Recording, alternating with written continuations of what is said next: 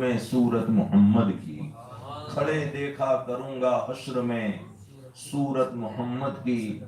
اللہ تعالیٰ قرآن کریم میں ارشاد فرماتا ہے اذهبوا بقمیصی ھذا فالقوہ علی وجہ ابی یات بصیرا۔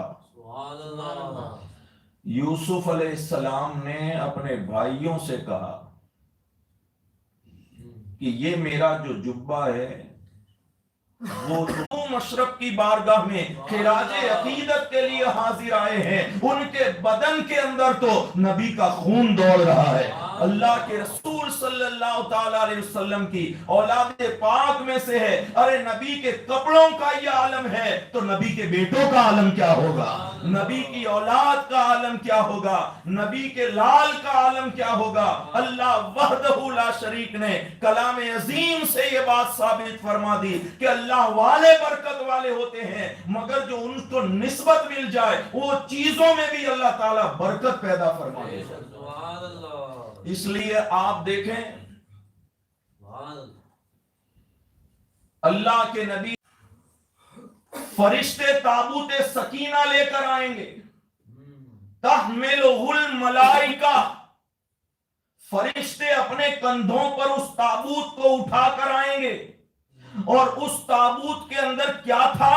اللہ فرماتا ہے ترکا آل موسیٰ و آل ہارون، اس تابوت کے اندر موسیٰ اور ہارون علیہ السلام کی برکتی چیزیں تھی، موسیٰ علیہ السلام کی اور ہارون علیہ السلام کی برکتی چیزیں تھی۔ ہارون علیہ السلام کا امامہ شریف تھا، موسیٰ علیہ السلام کی نالین شریف تھی، دیگر انبیاء و مرسلین کی تصویریں تھی، اور اس کو فرشتوں نے اٹھایا، اور فرشتوں نے اٹھا کر جب اس اللہ کے نبی کی بارگاہ میں رکھ دیا، اور جالوت کے مقابلے کے لیے جب جنگ لڑنے کے لیے گئے تو اس جنگ سے پہلے اس تابوت کے پاس کھڑے ہو کر اللہ کے نبی نے دعا مانگی تو اللہ تعالیٰ نے دعا کو قبول فرمایا اور جنگ میں کامیابی عطا فرمائی، جالوت ختم ہو گیا، اور اللہ تعالیٰ نے حضرت داؤد علیہ السلام کی ایک گوفر کی کنکری سے جالوت کو ہلاک کر دیا، اور تمام مسلمانوں کو اللہ نے فتح مبین عطا فرمائی۔ مگر ذرا سا آپ یاد رکھیں کہ اس تابوت کے پاس آپ نے کھڑے ہو کر دعا مانگی اس لیے کہ اس تابوت کے اندر موسیٰ کی نالین تھی، ہارون کا امامہ تھا، اور اللہ تعالیٰ نے ان برکتی چیزوں کے صدقے میں دعا کو قبول فرما لیا۔ حالانکہ اس صندوق کے اندر موسیٰ کا جسم نہیں تھا، ہارون کی باڈی نہیں تھی، صرف ان کی برکتی چیزیں تھی۔ تو ذرا سا اندازہ لگاؤ، جس صندوق میں اللہ والوں کی برکتی چیزیں رکھ دی جائے وہ اللہ تبارک و تعالی وہاں پر دعا قبول کر لیتا ہے، تو جس جگہ کے اوپر مخدوم اشرف کو دفن کیا گیا ہے اللہ تعالیٰ وہاں دعا قبول کیوں نہیں کر سکتا؟ جہاں پر اعلیٰ حضرت کو دفن کیا گیا ہے وہاں دعا قبول کیوں نہیں ہو سکتی؟ جہاں شاہ وجیہالدین علوی گجراتی دفن ہے اللہ تعالیٰ وہاں دعا قبول کیوں نہیں کر سکتا؟ ذرا سا آپ اندازہ لگائیں، ہم ایسی مقدس بارگاہ میں خراج عقیدت کے لیے حاضر آئے ہیں جن کو زمانہ سلطان سید مخدوم اشرف جہانگیر سمنانی رضی اللہ تعالیٰ عنہ کے نام سے یاد کرتا ہے۔ دامن میں وقت کی گنجائش نہیں ہے، مگر مختصر سے وقت میں آپ کی بارگاہ میں خراج عقیدت پیش کریں کہ اللہ وحدہ لا شریک نے آپ کو وہ اونچا مقام عطا فرمایا، وہ آپ کے درجات بلند فرمائے، اور رب ذوالجلال نے آپ کو وہ شان عطا فرمائی کہ جب آپ ہندوستان تشریف لائے، پنڈوا شریف کے اندر ایک بزرگ تھے حضرت شریف الدین یحییٰ منیری رحمت اللہ علیہ، انہوں نے ادھر اپنے تمام مریدین سے وصیت فرمائی کہ اے لوگو میرے وصال کا وقت قریب ہے، اور میرے جنازے کو سنوار کر ایک طرف رکھ دینا، صحیح النسب حسنی حسینی ایک سید زیادہ آئے گا اور وہ میری نماز جنازہ پڑھائے گا، میری جنازے کی نماز وہ پڑھائے گا۔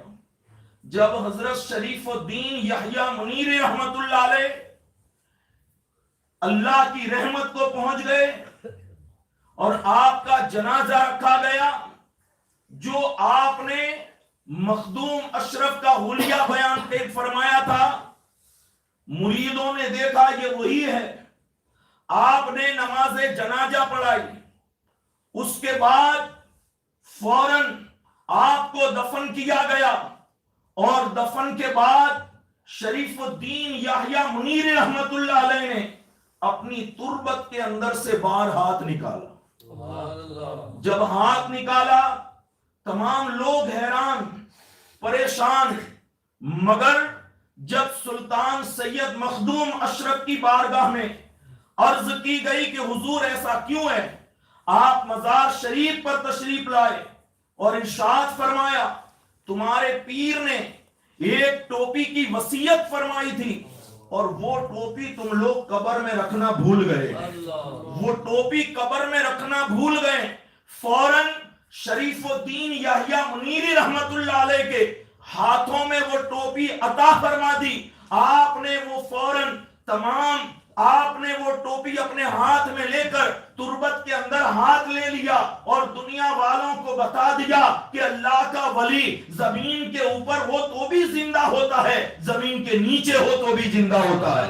ذرا سا آپ اندازہ لگائیں، جب شریف الدین یحییٰ منیر رحمت اللہ علیہ کے پاس بہت سارے تبرکات تھے، جبہ مبارک تھا، امامہ شریف تھا، دیگر بزرگان دین کے خاندانی برکتی چیزیں تھی، مگر آپ نے وصیت فرمائی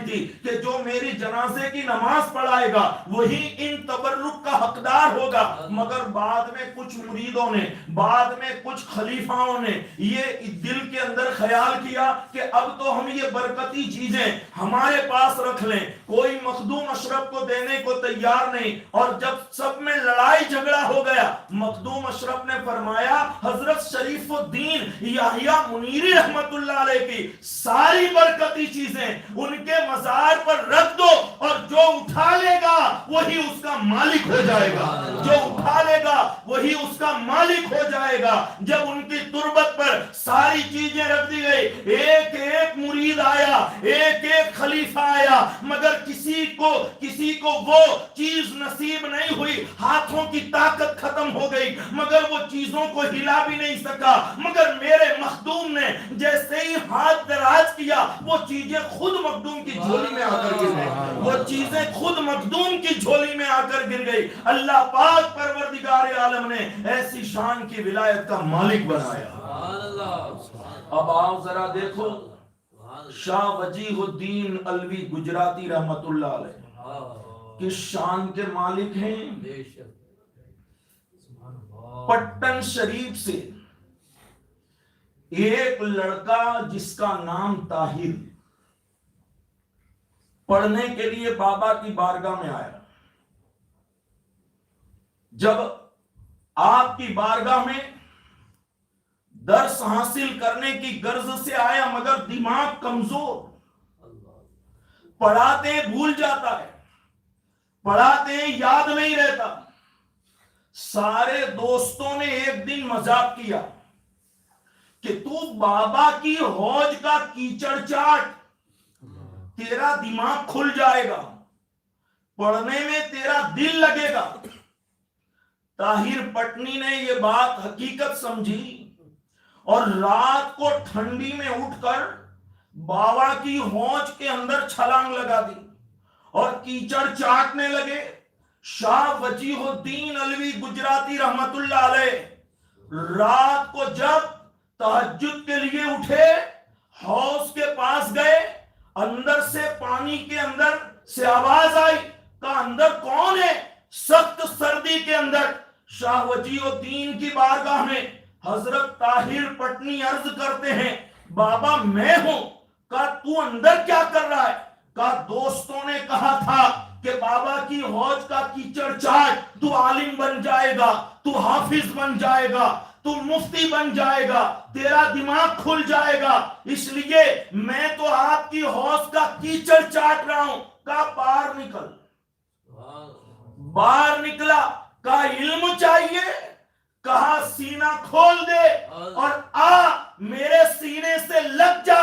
طاہر پٹنی کو بابا نے اپنے سینے کے اندر لگایا اور سینے کے اندر سے لگا کر جب اپنے سینے سے جدا کیا اور ارشاد فرمایا اے طاہر صبح میری جگہ پر تو بیٹھ جانا اور بچوں کو سبق تو پڑھانا. بچوں کو سبق تو پڑھانا. اب صبح ہوئی, کلاس لگا, بچے مذاق کر رہے ہیں. کل الف بے نہیں آتا تھا, آج ہم کو پڑھائے گا. مگر اللہ کی عزت کی قسم, جو جس بھاشا میں, جو جس زبان میں کتاب لے کر آیا اسے کتاب ہی نہیں سمجھائی, اسے کتاب کی تشریح بھی سمجھا دی. جو قرآن لے کر آیا اسے صرف قرآن ہی نہیں قرآن کی تفسیر ہی سمجھا دی. اور تمام ایک نظر کے اندر علم شریعت اور علم ولایت سے بابا نے مالا مال فرمایا. سبحان اللہ. ذرا سا آپ اندازہ لگائیں, یہ اس شان کے مالک ہیں کہ جب آپ مصر شریف کے اندر پڑھنے کے لیے گئے 12 سال تک گھر میں روٹی نہیں کھائی. ایک دن اماں نے آپ کے والد سے شکایت کی. والد صاحب نے پوچھا بیٹا کھانا کیوں نہیں کھاتا؟ تو آپ تو احمد آباد میں جج کے عہدے پر ہیں, کہیں لانچ لے کر آتے ہو, کہیں آپ مارکیٹ میں جاتے ہو اور آپ عہدے کا روب جما کر کئی سبزی فری میں لاتے ہو, کبھی راشن فری میں لاتے ہو, اور ایسا کھانا میرے پیٹ کے اندر چلا جائے. تو شاہ وجیہالدین کے ابا جان ارشاد فرماتے ہیں بیٹا اللہ کی عزت کی قسم تیرا باپ کبھی بھی گھر میں حرام کی روزی نہیں لایا, حرام کا لقمہ نہیں لایا. اور تو مجھے کیوں پوچھتا ہے؟ تو تیری ذات میں دیکھ لے, اگر میں حرام کا لقمہ لایا ہوتا تو میرے گھر میں تیرے جیسا بیٹا پیدا نہ ہوتا. بہت ہی اچھے انداز میں جو ہے سید زادے خلیفہ شیخ الاسلام سید مظہر علی صاحب جو انڈیا سے تشریف لائے ہیں, الحمدللہ یعنی تینوں بزرگوں حضرت مخدوم اشرف جہاں کی سمنانی اور حضرت شاہ وجیہالدین علوی گجراتی اور اعلیٰ حضرت امام اہل سنت, ان تینوں بزرگوں کی بارگاہ میں جو ہے انہوں نے وہ روشنی ڈالی ہے. اللہ تعالیٰ جو ہے ان کی عمر میں علم میں برکت عطا فرمائے اور ان کے روحانی فیض و برکات سے اللہ تعالیٰ ہم سب کو جو ہے مالا مال فرمائے. کہ اب نماز مغرب کی اذان ہو گئے, بعد نصرت امام صلی اللہ تعالی وسلم میں جو ہے اپنی عقیدت اور محبت کا اظہار کریں گے. جناب سید برہان الدین صاحب اور جناب سید شمس قاری صاحب, آپ کی جگہ یہاں نہیں ہے, آپ وہاں تشریف لے جائیے. آپ سادات کرام سے ہیں, کیونکہ میں جو ہے اعلان کرنے میں لگ گیا, اس لیے میں آپ کو تشریف لے جائیے. سید برہان الدین صاحب جو ہیں یہ احمد آباد سے تشریف لائے ہیں, سید زادے ہیں الحمدللہ, اور یہ میرے خیال سے اسی مہینے میں اب یہ تشریف بھی لے جائیں گے. تو دیکھیے سادات کرام بھی یہاں موجود بھی, ان کی دعائیں بھی ہمارے ساتھ ہیں. اللہ تعالیٰ جو ہے ان کی محبت کو ہمارے دلوں کے اندر ہمیشہ ہمیشہ قائم و دائم رکھے. اب اس کو یوز کرتے ہیں. السلام علیکم الصلاة والسلام عليك يا رسول الله وعلى آلك وأصحابك يا حبيب الله صلى الله تعالى عليك وسلم. الحمد لله رب العالمين. We are here today to commemorate the memories of the great Sultan. As you can see his mazar on my right hand side, Sultan Sayyid Makhdum Ashraf Jahangir Simnani rahimahullah ta'ala. May Allah subhanahu wa ta'ala bless us with his faith and barakat. Ameen. Do shukriya. Sallallahu alayka ya Rasul Allah wa sallam alayka ya Habib Allah. Buland par lijiye. Sallallahu alayka ya Rasul Allah wa sallam alayka ya Habib Allah. ایک لگی لگی ان پر قربان زبان آ گئے ہاں ایک لگی لگی ان پر بولو نا ایک لگی لگی ان پر قربان زبان آ گئے ایک لگی لگی ان پر قربان زمان آ گئے ہاں ایک لگی لگی ان پر بول قربان زمان ہے جو رب دو عالم کا جو رب دو عالم کا محبوب یگانہ ہے بولو نا جو رب دو عالم کا محبوب یگانہ ہے بولو نا ایک لگی لگی ان پر قربان کل پل سے ہمیں جس نے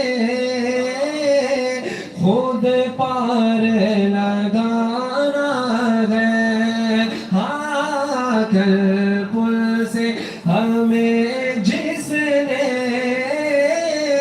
خود پار لگانا ہے بولو نا کل پل سے ہمیں جس نے خود پار لگانا ہے کون ہے وہ زہرا کا وہ بابا ہے زہرا کا وہ بابا ہے اور حسنین کا نانا ہے ہاں ایک لگی لگی ان پر بول قربان آؤ در زہرا پر پھیلائے ہوئے دامن ہاں آؤ در زہرا پر پھیلائے ہوئے دامن کیونکہ یہ نسل کریموں کی اور لجپال گھرانہ ہے بولو نا یہ نسل کریموں کی لجپال گھرانہ عزت سے نہ مر جائے کیوں نام محمد پر ہاں عزت سے نہ مر جائے کیوں نام محمد پر یوں بھی کسی دن ہمارے یہ دنیا سے تو جانا ہے ہاں یوں بھی کسی دن ہمارے یہ دنیا سے تو جانا ہے بولو سبحان اللہ اور محروم کرم اس کو رکھیے نا سرے محشر آقا محروم کرم اس کو رکھیے نا سرے محشر جیسا ہے نصیر آخر سائل تو پرانا ہے ہاں جیسا ہے نصیر آخر سائل تو پورا نہ ہے ایک مہی لگی انہیں پہ قربان زمانہ ہے جو رب دو عالم کا محبوب جہانا ہے.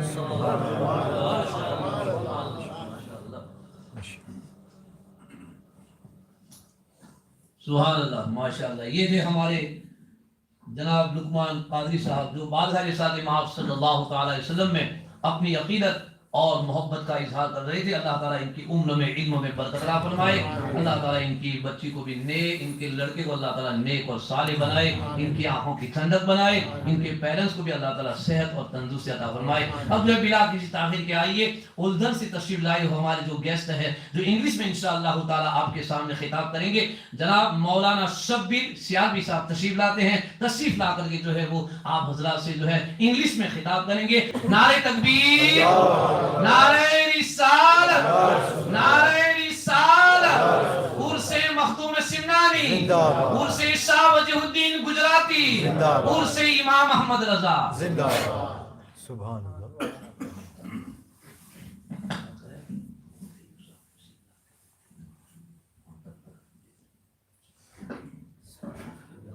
پہلی بار سنتے ہیں. السلام علیکم.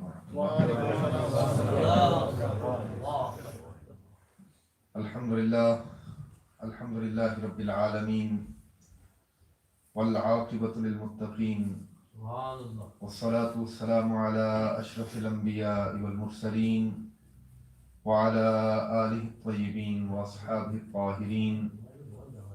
اما بعد فاعوذ باللہ من الشیطان الرجیم. بسم اللہ الرحمن الرحیم.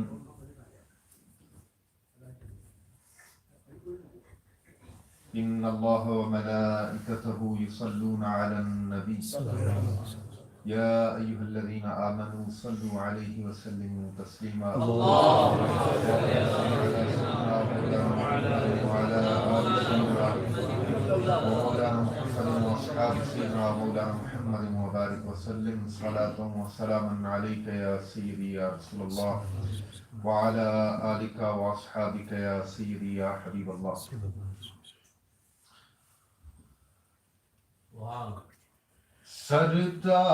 سرتاب قدم ہے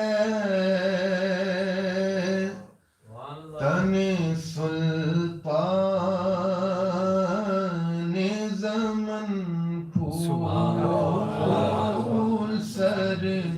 سرتاب قدم ہے تن سلطان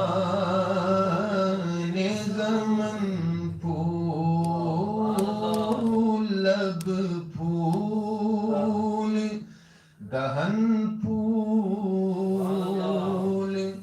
ذقن پھول بدن لب پھول دہن پھول ذقن پھول بدن واللہ جو مل جائے میرے گل کا پسینہ. واللہ جو مل جائے میرے گل کا پسینہ.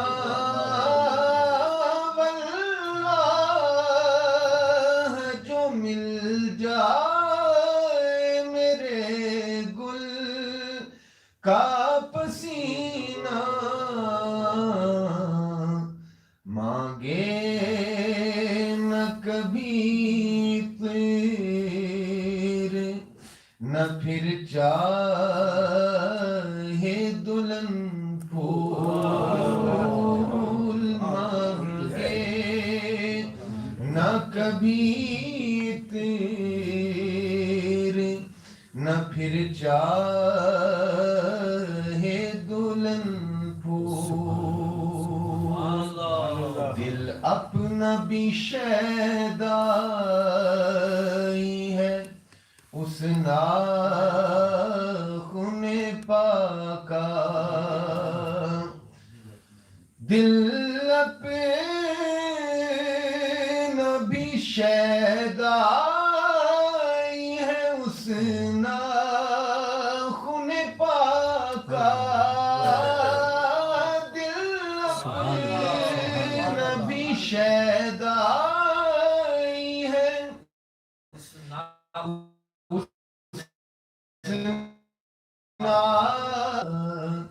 اتنا بھی مہینوں پہ نہ اے چرخ کہن پھول اتنا بھی مہینوں پہ نہ اے چرخ کہن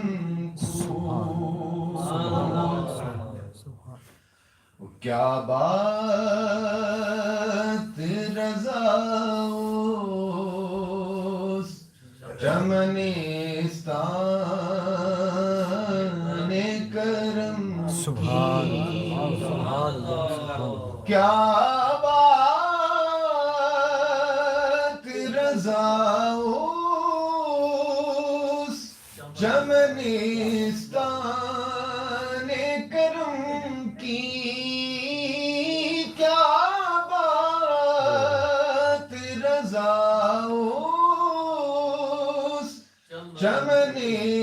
چمنستان کرم کی زہرا ہے کلی جس میں حسین اور حسن سبحان اللہ سبحان اللہ زہرا ہے کلی جس میں حسین اور حسن پھول لب پھول دہن پھول دبن پھول بدن پھول سرتاب قدم ہے تن سلطان زمن پھول. Most honorable, most respected ulama kiram, sadat kiram, respected and distinguished audience, viewers and listeners.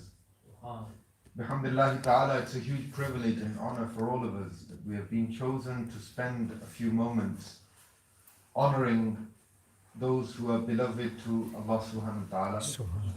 I pray to Allah subhanahu wa ta'ala that He accepts this humble offering from all of us and makes it a means of salvation for us in the akhirah. And through these connections and this connection and this bond of love, may Allah subhanahu wa ta'ala allow us to be resurrected at the feet of these noble and beloved men of Allah subhanahu wa ta'ala on the day of judgment. I assume that I know that time is limited. I don't know how limited. We have been told to continue until Muhaddith arrives. So within that time, I've decided to recite a few verses to pay tribute and homage. Well, first of all, it's a praise of Rasulullah sallallahu alaihi wasallam. But in reciting those words that were penned by Sayyidi ala Hazrat Imam Ahmad Raza Khan rahimahullah ta'ala, it's also a tribute to Sayyidi ala Hazrat rahimahullah ta'ala as well. And other than that, I'm going to focus on a great man of Allah subhanahu wa ta'ala, one of the individuals that we have gathered here to commemorate their life and services today, and that is Sayyid Makhdum Ashraf Jahangir Seminani rahimahullah ta'ala. I won't have enough time to do justice to his life and his services, but in the time that I have, I would like to give you a brief overview of his life his achievements and some of the lessons therein for all of us today. Because remember, Allah subhanahu wa ta'ala instructs us in the Quran. He says, Kunu ma'as-sadiqeen, be with the truthful. And this ma'iyya, this being with the truthful, it can be in different ways. One is that you adopt the company, physically you adopt the company of those who are truthful. And this is extremely important. And this is an important point for all of us to remember, but in particular for parents and parents of young children in particular. Remember, the Prophet ﷺ described how company affects by giving two beautiful examples. Good company, the Prophet ﷺ exemplified like the company of a fragrance seller.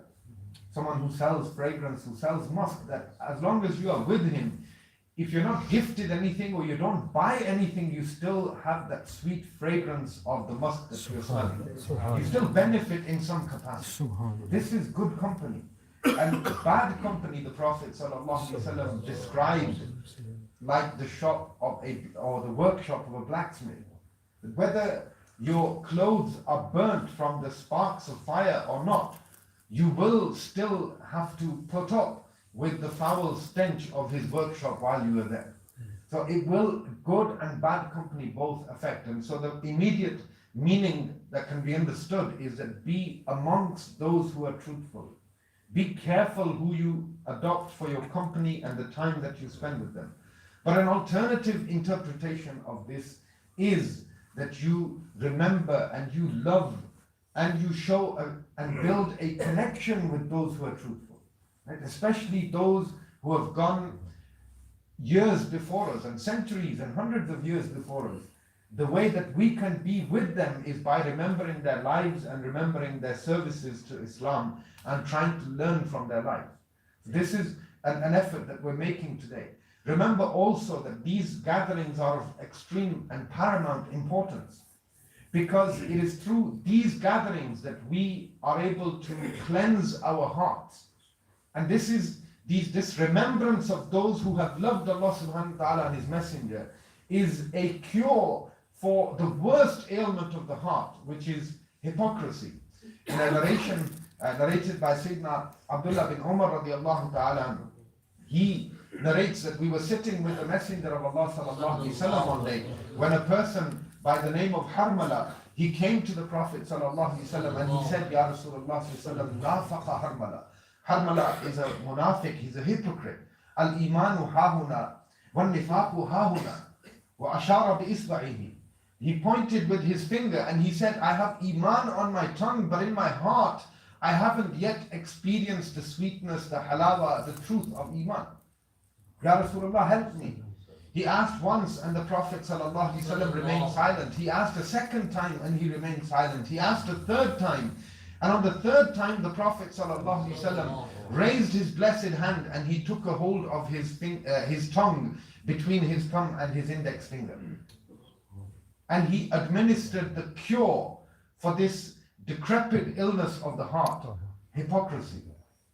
And you know, it's an amazing discussion how the Prophet ﷺ administered cures to all types of illnesses. Sayyidina Qatada radiallahu ta'ala had his eye poked out at Badr, and the Prophet ﷺ put it back in place with his blessed saliva. Sayyidina Muaz and Muawwaz radiallahu ta'ala anhuma, he came with his arm cut off, completely severed, and holding his arm in the other hand, and the Prophet ﷺ joined it on with his blessed saliva. And Sayyidina Ali radiallahu ta'ala at Khaybar. And so the examples are so many.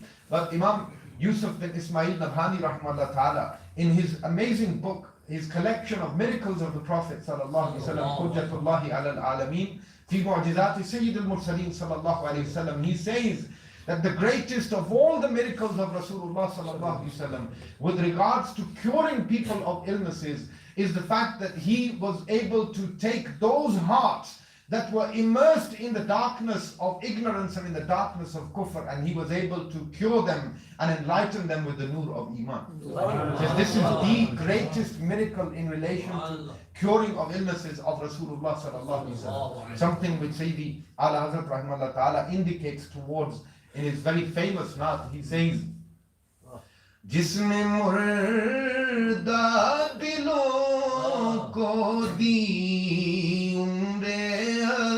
the one who gave eternal life to hearts that were dead. They would, life is described as connection with Allah and His Messenger, not breathing, not the pumping of the heart, the connection with Allah and His Messenger. जिसने मुर्दा दिलों को दी उम्रे अबद, जिसने मुर्दा दिलों को दी उम्रे अबद, है वो जाने मसीहा हमारा नबी, है वो जाने मसीहा हमारा नबी. And the Prophet ﷺ, he held Harmala's tongue between his finger and his thumb, and he prayed for him. He made dua, and this dua was the cure to that illness of the heart. What was the dua? Allahumma ij'al lahu lisanan dhakira. Allah, give him a tongue that remembers you. Wa qalban shakira, and a heart that is grateful to you. Warzuqhu hubbi wa hubba man yuhibbuni, and give him my love and the love of those who have loved me, or those who love me. So part of the cure of hypocrisy that is administered by the Prophet ﷺ is this love for those who have loved the Prophet ﷺ. And so through these gatherings we can cleanse our heart of this illness and at the same time keep it protected and preserved as well. The man of Allah subhanahu wa ta'ala that we're here to remember, Sultan Makhdum Sayyid Ashraf Jahangir Simrani rahimahullah ta'ala. Somebody who has a very special status amongst the awliya, especially those who are connected to the Chishti Silsila or the Chishti Sufi order. Alhamdulillah, I have that privilege and honor that I too am connected to the Chishti Silsila. Syal Sharif is one of the prominent dargahs of the Chishti order in Pakistan. And so this is something that I have a personal affinity and connection with. But he has a very special status amongst the awliya. One of the very first things that you need to remember is something that was being said before me regarding parents and their role in raising of children. And Makhdum Ashraf Jahangir Simrani rahimahullah ta'ala, his childhood is very, very important. His father, Sultan Sayyid Ibrahim rahimahullah ta'ala, was a ruler of Simnan state of Persia, of modern day Iran at that time, and somebody who ruled with justice, ruled through the teachings of the Quran and Sunnah. And it was for this reason that when you read into his history, you will see that this dynasty was a dynasty that was very, very successful in governing over their people. They were admired and loved by their people. And the reason for this was that they were able to establish justice on the principles laid down by the Quran and Sunnah. They were scholars of the deen and learned the deen and ruled in accordance with the laws of the Sharia. This is something that gave them great credibility and strength among their people. And his mother as well came from a very noble lineage. Her name, Sayyida Khadija rahimahullah ta'ala. And she came from a very noble lineage. Somebody who would never miss Tahajjud Salah. A person who was always engaged in the zikr and remembrance of Allah subhanahu wa ta'ala. He's coming into this world. For 8 years, his parents, they prayed to Allah subhanahu wa ta'ala to be blessed with male offspring, with a child, with a boy. And according to some narrations, his mother saw Rasulullah sallallahu ta'ala alayhi wasallam in her dream, and also her grandfather, the great Sheikh Ahmad rahimahullah ta'ala, who came into her dream, and he gave her the glad tidings that she would be giving birth to a boy. This is how Sultan Sayyid Makhdum Ashraf Jahangir Samnani rahimahullah ta'ala, he came into this world right from early childhood. And this is an example that we see in the lives of all the great men of Allah subhanahu wa ta'ala. Whether it's Sayyidina Imam Hussain and Imam Hassan radiAllahu ta'ala anhuma, look at their lineage, the sacrifices that they gave, the status that they earned within the ummah is not purely because they are the grandchildren of Rasulullah sallallahu alaihi wasallam. It was because they were nurtured in a particular way and they made the sacrifices that were required of them. Look at Sayyidina Azam Shaykh Abdul Qadir Jilani rahimahullah ta'ala. You've all heard the story of his father and the apple floating in the river. I won't mention it again. About his mother, and how she was described as being blind and deaf and mute, not being able to walk. These kinds of parents, when they come together, they are blessed with pious and amazing offspring. And in the same way, his parents were the most pious people at that time. And they were amongst the most pious of that time and were blessed with an amazing child.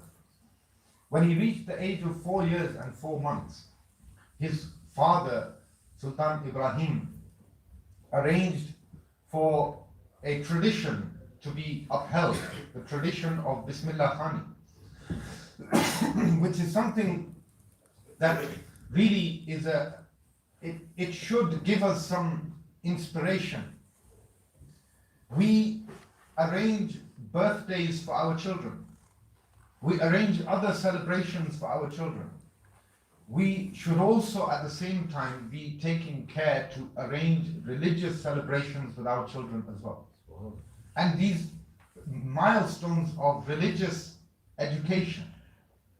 And so this is traditionally the first time where a child begins to recite and learn recitation of the Quran Majid. And it begins with Bismillahir Rahmanir Rahim. And it's usually a joyous occasion, and according to their own means, parents will spend what they can to arrange a great function and invite many people.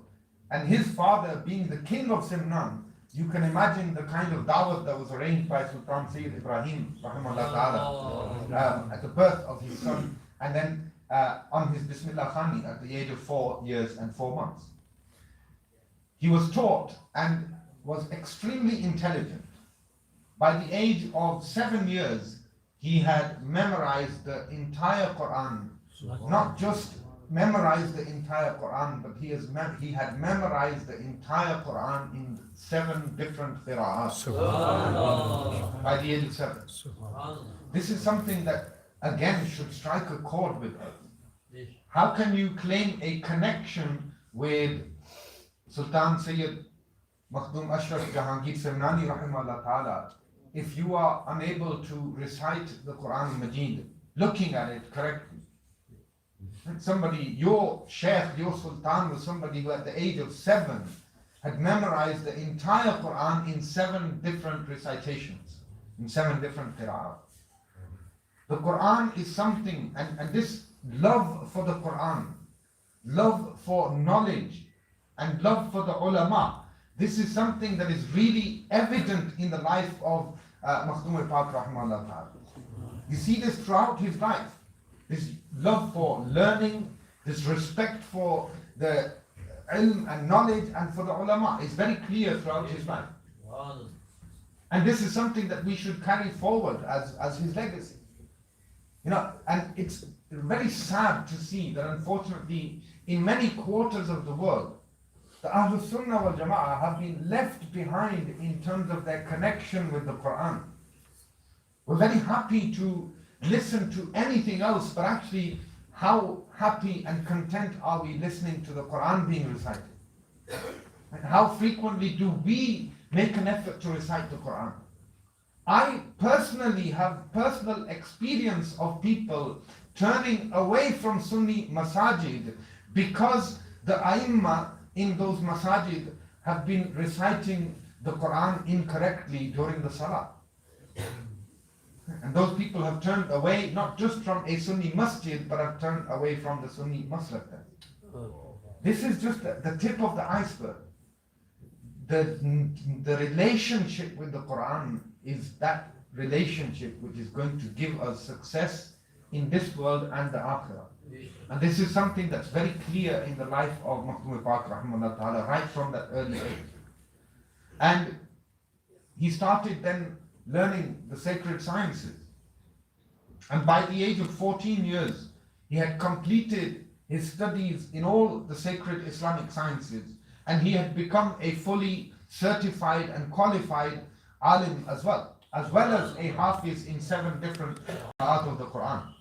It was during this age that he met Sayyiduna Khidr alayhi salam as well, who nurtured him, advised him, and it was Sayyiduna Khidr alayhi salam who eventually, during the blessed month of Ramadan, at the age of 25, when he actually advised him that it is now time for you to pursue your greater purpose.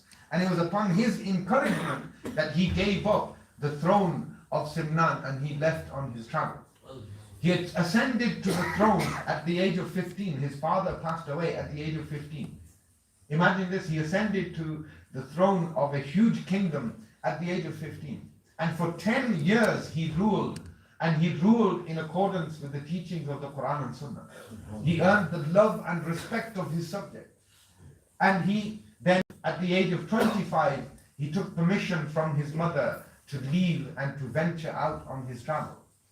And his mother accepted. He handed over the governance and the throne to his younger brother, and he set off traveling, and his mother gave him permission to do this. The role of mothers and women within the lives of these great men of Allah subhanahu wa ta'ala is something that cannot be neglected, cannot be denied. And it's something that needs to be remembered, because our focus again needs to be on our daughters who are going to become future mothers. They are the ones who are going to nurture our next generations. And whether it's the mother of Sayyidina Azam, Shaykh Abdul Qadir Jilani rahimahullah ta'ala, very quickly he was born and his mother was approximately 60 years of age at the time. And he was around 18 years old when he requested permission from his mother to leave and travel and go to Baghdad to learn and study the deen. At which time his mother was approaching 80 years of age. I'm not sure that there'll be many people here who have reached the age of 80. But ask somebody who's at the age of 80 how they are feeling, and in terms of generally how this is an age where parents become dependent upon their children. This is a mother who had already lost her husband, who had become widowed, right? When her child was very young in age. And now when it comes to a time where she will become more and more dependent upon him, willingly she allows her son to leave hundreds of miles away to Baghdad to go and learn, knowing full well that this will most likely be the last time that she sees her son alive. Huge sacrifice. Again here we see the mother of Makhdum Ashraf rahimahullah ta'ala, Sayyida Khadija rahimahullah ta'ala, allowing her son to venture on this journey, knowing that he is now leaving in pursuit of his greater purpose. And so this is something that our mothers of our children can take a lesson from and learn from. That they're nurturing the first school. And remember, this is extremely important, because in all of this, in his childhood up to that age of 25 when he leaves, we see a dominant role of his parents, his father first and then his mother as well. And this is the nurturing that is required to make great men, to make great people. And remember also, parents, remember that your children will do as they see, they may not necessarily do as they are told.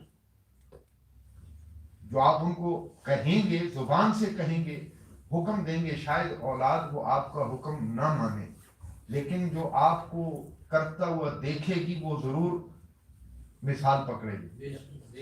They will do as they see you doing, they may not necessarily do as you tell them. And so this is the thing about leading by example. And so he left at the age of 25.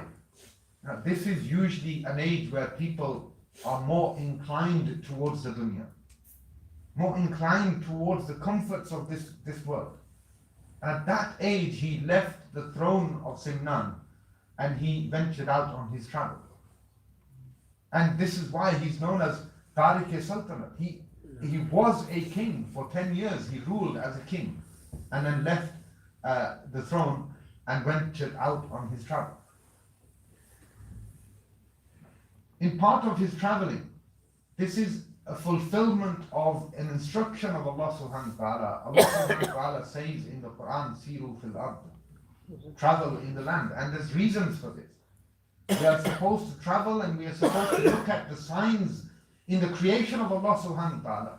We are supposed to ponder over the conclusion of those who have gone before us. And so he did this, and he traveled far and wide. He traveled to many destinations, and he attended many seminaries, many khanqahs, and he visited many other men of Allah subhanahu wa ta'ala during his travel. Initially, he ventured out towards Samarkand, modern day Uzbekistan. And then from there, he moved forward on towards Hindustan, traveling through Multan. He headed towards his ultimate destination, which was to go and pledge and take bay'ah with his sheikh in modern day India. So when he arrived there, the amazing thing that his sheikh was actually awaiting his presence. For a number of days, he was venturing out every day, and until he came very close, he actually went out with a group of people to meet him and to greet him. This is an amazing thing about these great men of Allah subhanahu wa ta'ala.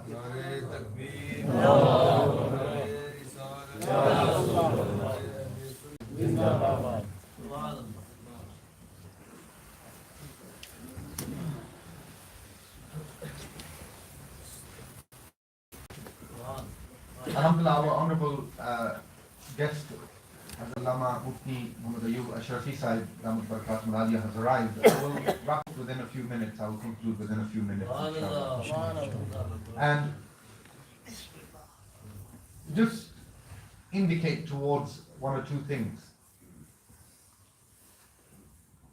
Makhdum Pak Rahmatullah, his descendants of the Ashrafi silsila that you see today, they are not actually directly his descendants.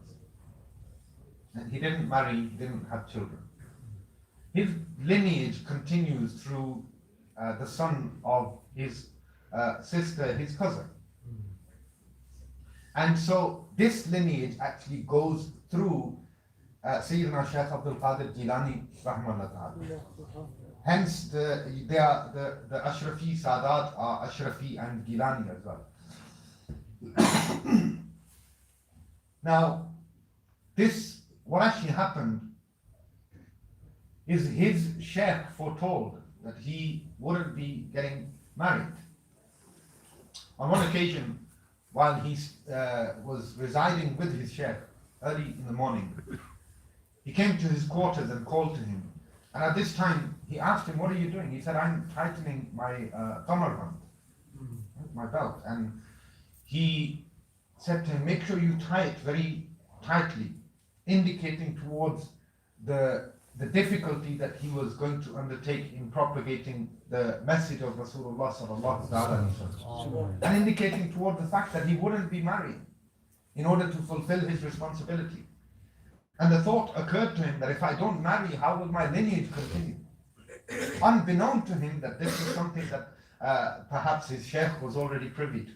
Because when he traveled out later to reside with his cousin, his sister, and their family, there was a young child in that family who then took influence from Makhdum Pak Rahimahullah Ta'ala to such a degree that when he left, and we see here perhaps a glimpse of that love and affection that the Prophet ﷺ showered upon a young slave who's taken away from his family. Right? Sayyiduna Zayd radiAllahu ta'ala. And when his parents come looking for him, he opts to stay with the Prophet ﷺ because of the affection and the love that he's seen from the Prophet ﷺ. So perhaps a glimpse of that. This child then insists that I want to go with the Shaykh and I want to stay with him. And so seeking permission from the parents, again look at the sacrifice of these parents. They give up their child for the sake of the deen. He travels with the Shaykh. They travel by boat to Rome. On the way there, he starts learning, and I'm going to finish with this because our honorable guest has arrived, but also I mentioned to you that he had a great love and affinity with ilm and the ulama. This is something that's very significant in his life. And it's just one incident that I will conclude with. I did say that there's not enough time in the world to do justice, and I don't have the sufficient knowledge to do justice to the great life and services of this great man of Allah subhanahu wa ta'ala. Allah subhanahu wa ta'ala accept whatever we have said so far. Just concluding with these last few words. While traveling on the boat, there was a great scholar on board, and this young man, this young boy, starts learning from him. And Makhdum Ashraf rahimahullah ta'ala, he sees this desire for learning, this desire and thirst for knowledge, and wants his child, now who's under his custody, wants him to learn and become an alim of the deen. And so he finds out about this scholar, about this alim, and he's told that he's actually here on business. He's going to take some goods from here, go back to wherever he'd come from and sell them there. And this is how he makes a living. So he has somebody approach this scholar, and he says, try to find out how much he is going to profit from this journey. Right? This journey that he's undertaking. How much profit does he expect to make? And he finds out that he's expecting to make a profit of 120,000 dinar. Makhdoom पाक रहमतुल्लाह ताला की जो इल्म और उलमा के साथ जो मोहब्बत और इल्म के साथ मोहब्बत, उनकी अपनी जो इल्मी काबिश और सलाहियतें हैं, वो एक जगह यहाँ से आप अंदाजा कर सकते हैं. 120,000 dinar, that's a lot of value and a lot of money even now. Perhaps more so now. And he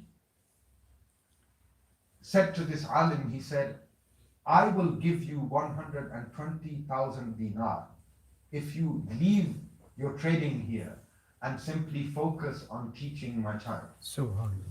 120,000 dinar. And he hands over a few satchels. And when they're opened and the coins are counted, there is exactly 120,000 dinar. This is the love for knowledge. And what a shame it would be that his followers today, those who remember him so fondly, if they were to be so distant from ilm and the ulama that they are unable to even fulfill their fara'id and their obligations. Allah subhanahu wa ta'ala allow us through these connections and allow us to nurture this bond of love with these great men, and through these connections Allah subhanahu wa ta'ala allow us to be resurrected at their feet on the day of judgment.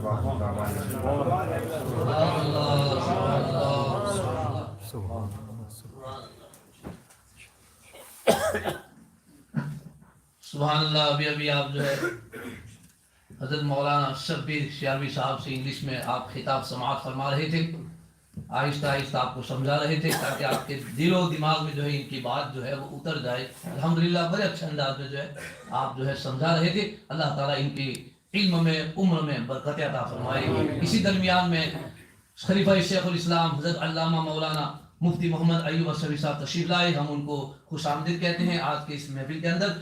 इनके आने से पहले जो है मदनी नात academy जो group है उनसे मैं दावत देता हूँ, वो इनवाइट करता हूँ, वो तशरीफ लाएं. तशरीफ ला करके जो है वो भी अपनी अकीदत और मोहब्बत का इजहार करें. उसके फौरन ही बाद जो है हजरत का खिताब जो है इंशाअल्लाह शुरू हो जाएगा. तमाम हज़रात से गुजारिश है کہ آپ جو ہے کیونکہ پہلے حضرت کا خطاب ہوگا، اس کے بعد نماز عشاء ہوگی، نماز عشاء کے بعد جو ہے آپ کو جو ہے تبرک کھلایا جائے گا انشاءاللہ تعالیٰ۔ تو ایک اعلان آپ سماعت فرما لیجئے جب تک یہ بچے تیار ہو جاتے ہیں کہ نیکسٹ سیٹرڈے کو اور سنڈے کو ہے 6 اکتوبر میں مسجد افسر 6 اکتوبر آپ کے یہاں 6 اکتوبر کا 6 اکتوبر مسجد افسا پریسٹن جو ہے وہاں شیخ اسرار احمد صاحب جن کو آپ جانتے ہیں اور انگلش میں الحمدللہ بہت ہی اچھا خطاب کرتے ہیں، 6 اکتوبر کو مسجد افسا فسٹک پریسٹن کے اندر جو ہے نماز مغرب کے بعد جو ہے وہاں پروگرام شروع ہوگا۔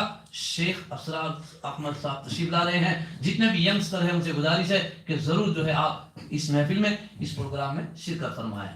اور نیکسٹ سیٹرڈے کو اس کے بعد والا جو سیٹرڈے نیکسٹ سیٹرڈے کو 12 اکتوبر میں نے آپ کو بتایا تھا کہ اسی مدنی سینٹر کے اندر جو ہے نماز مغرب کے بعد ذکر کی محفل ہوگی، اور جس میں گرانڈ سن آف شیخ ناظم ان کے جو صاحبزادے ہیں وہ تشریف لائیں گے، تو وہ بھی آپ حضرات یاد رکھیں، کیونکہ میں نے ویسے پہلے اعلان تو میں نے سب کر دیے ہیں، اب دوبارہ اعلان کی ضرورت نہیں ہے، یہ میسج جو ہے آپ تک پہنچا دیا ہے انشاءاللہ تعالیٰ۔ یوٹیوب کے ذریعے جو ہے یہ پروگرام دیکھا بھی جا رہا ہے، اللہ تعالیٰ سب تمام دیکھنے والوں کی حاضری کو بھی قبول فرمائے۔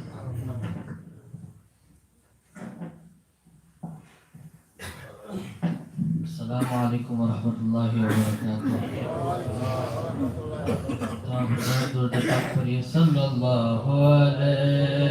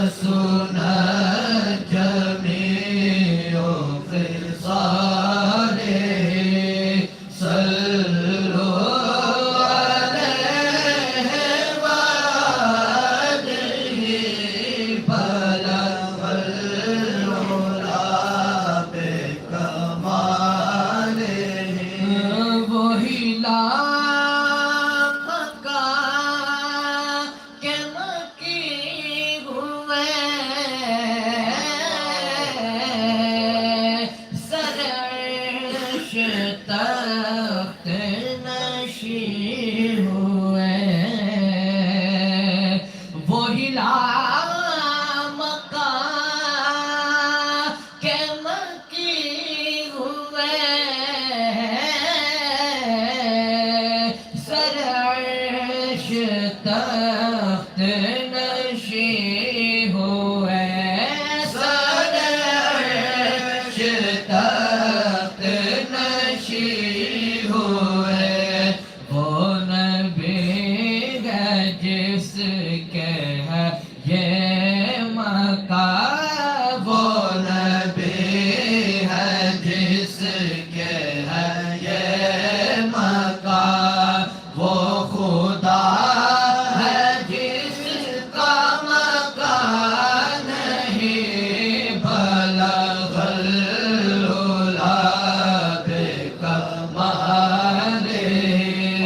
کشف الدجی بجمالہ حسن جمیع خصالہ صلوا علیہ وآلہ بلغ العلا بکمالہ تیرے نام پہ جان فدا نہ بس ایک جان دو جہاں فدا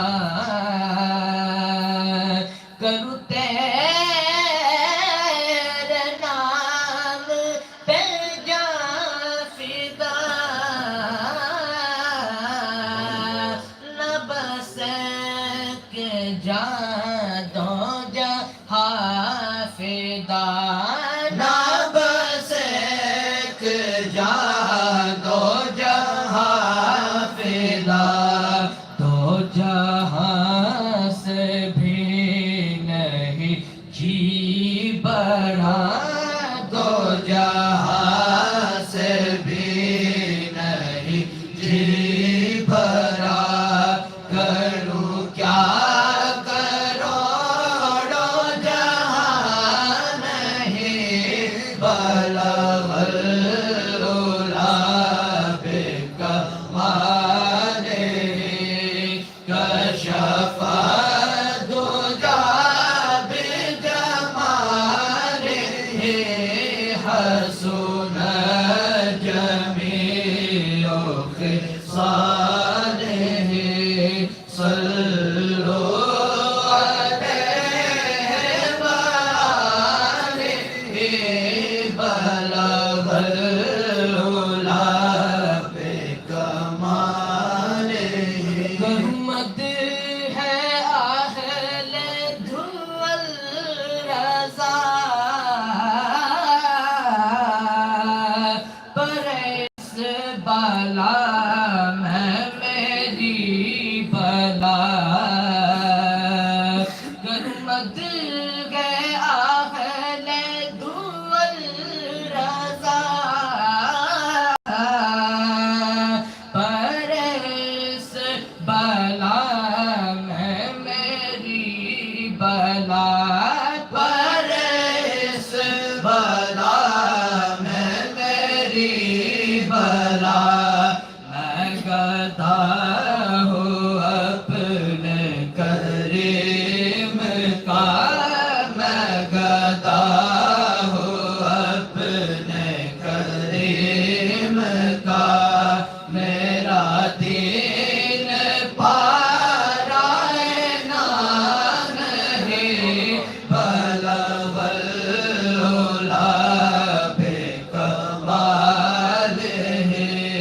کشف الدجی بجمالہ حسن جمیع خصالہ صلوا علیہ وآلہ بلغ العلا بکمالہ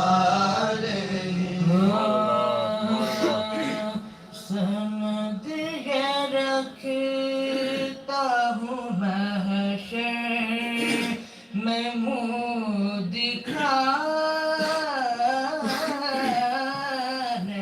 کی سند یہ رکھتا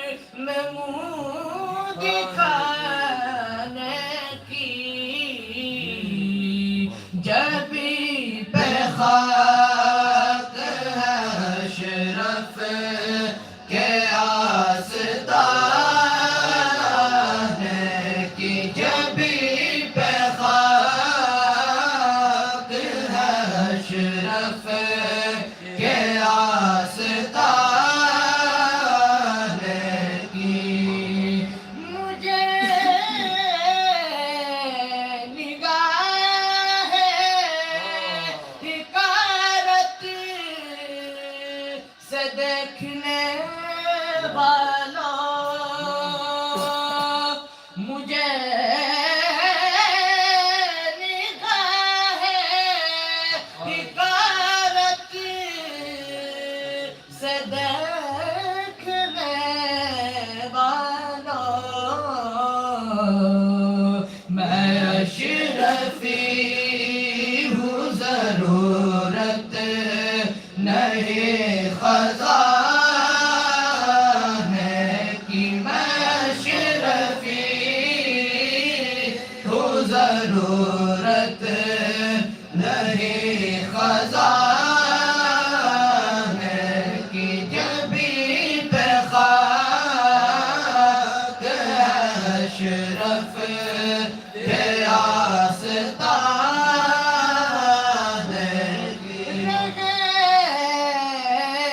گے حشر تلک ہم غلام مدنی ہے رگیں گے حشر تلک ہم غلام مدنی ہے زمانہ لاکھ یہ کوشش کرے مٹانے کی زمانہ لاکھ یہ کوشش کرے مٹانے کی جبھی بے خاک ہے اشرف کے آستان کی سند یہ رکھتا ہوں محشر میں منہ دکھانے کی نعرہ تکبیر، نعرہ رسالت، عرس مخدوم اشرف. سبحان اللہ. سبحان اللہ. ابھی جو ہے آپ مدنی نعت ایک دم گروپ کی زبان سے امام اہل سنت اعلیٰ حضرت امام محمد رضا کا فاضل بریلوی رضی اللہ تعالیٰ عنہ کا لکھا ہوا کلام سماعت فرما رہے تھے اور بارگاہ مخدوم اشرف میں جو ہے اپنی عقیدت اور محبت کا یہ اظہار کر رہے تھے. اللہ تعالیٰ ان کی عمروں میں علم میں برکت عطا فرمائے اور قرآن مقدس کی انوار و برکات سے اللہ تعالیٰ ان کے دل و دماغ کو روشن اور منور فرمائے. اب جو ہے آپ حضرات جو ہے تشریف رکھیں اور انشاءاللہ تعالیٰ حضرت کی جو گفتگو ہوئی چیئر کریں.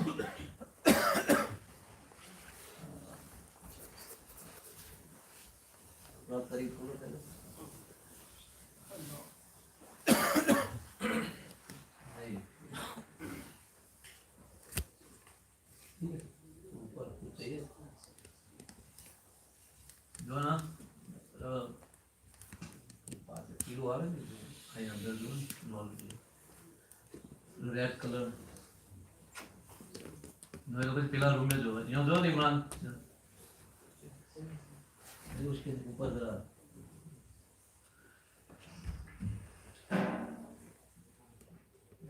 نہیں آ گیا ہے یہ لیا.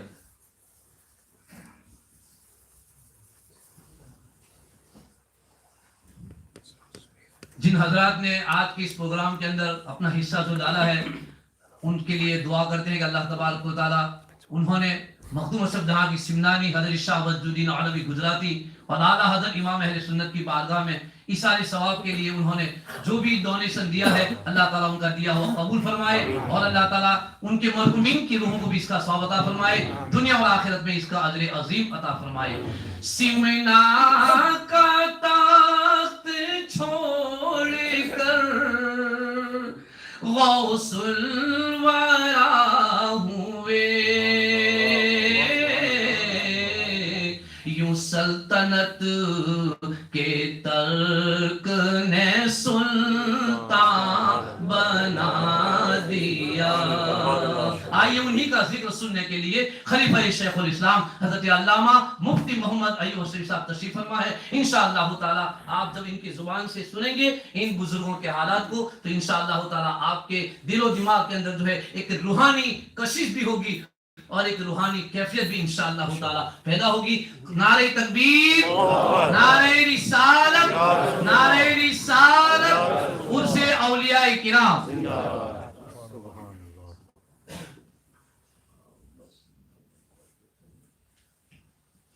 ویسے یہاں عشاء کی جماعت ویسے 8:45 بجے ہے، لیکن میں نے کل بولا تھا کہ پروگرام کی وجہ سے لیٹ ہوگا، اور یہ تو بڑی رات ہے انشاءاللہ تعالی. تو 9 بجے تک جو ہے انشاءاللہ تعالی حضرت کی گفتگو ہوگی، اور اس کے بعد جو عشاء کی نماز کے بعد انشاءاللہ تعالی آپ کو جو ہے تبرک کھلایا جائے گا انشاءاللہ. بسم اللہ الرحمن الرحیم.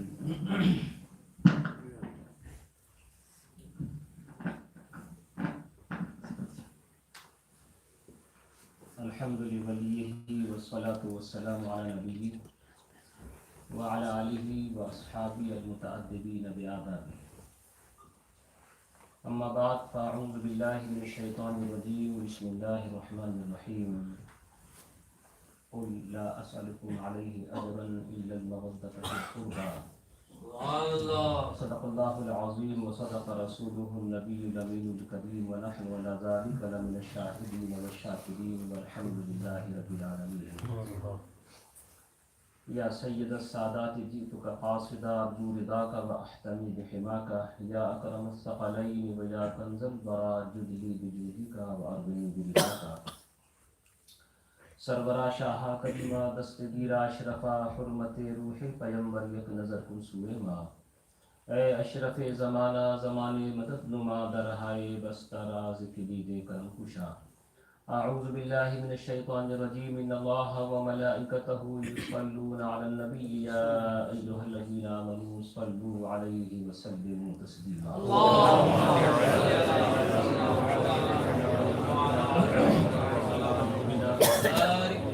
وشفاء صدورنا و مولانا محمد صلی اللہ تعالی علیہ وسلم. ایک دفعہ اور بآواز بلند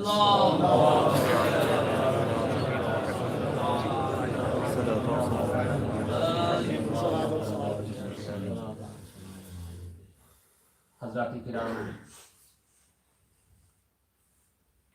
خوشی کا مقام ہے اور لائق مبارکباد ہیں آپ تمام تر حضرات، خاص طور سے ائمہ کرام منتظمین ادارہ حاضہ، کہ انہوں نے عالم اسلام کی 3 عظیم المرتبت شخصیات سے منسوب یہ عظیم الشان پروگرام کو سجایا ہے. اس میں سے پہلا نام حضرت قطب الکبریٰ مخدوم الاولیاء مخدوم سلطان سید اشرف جہانگیر سمنانی قدس سرہ النورانی. دوسرا نام قطب گجرات قطب الارشاد حضرت شاہ وجیہالدین علوی گجراتی علیہ رحمۃ اللہ. تیسرا نام امام اہل سنت اعلیٰ حضرت فاضل بریلوی علیہ رحمۃ اللہ. یہ 3 نام بڑے خاص پوسٹر کے اندر دیے گئے، لیکن سنی کسی بھی ایک کا بزرگ کہیں کے بھی وہ ہوں، جس کسی کا بھی عرس مناتا ہے صرف ایک کا نہیں بلکہ سب کا مناتا ہے،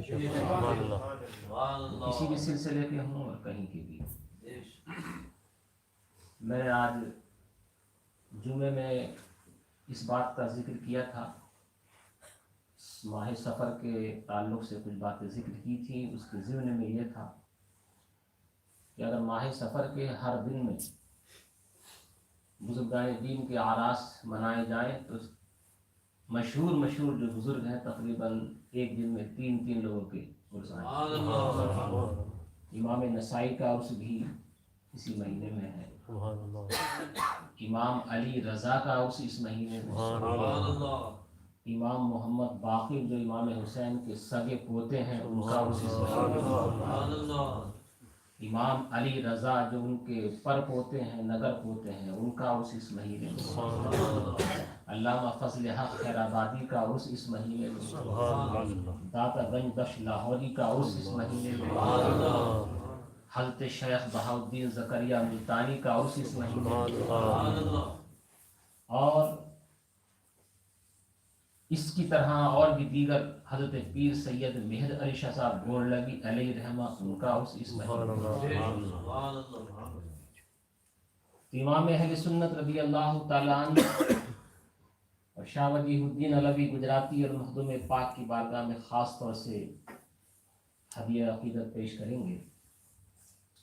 جمعہ کا دن امام لوگوں کے لیے تھکاوٹ کا دن ہوتا ہے، لیکن ماشاءاللہ آپ لوگ بھرپور انداز میں بیٹھے ہوئے ہیں اولیاء کرام کا تذکرہ سننے کے لیے۔ جھوم کر کے بآواز بلند درود شریف سنیں۔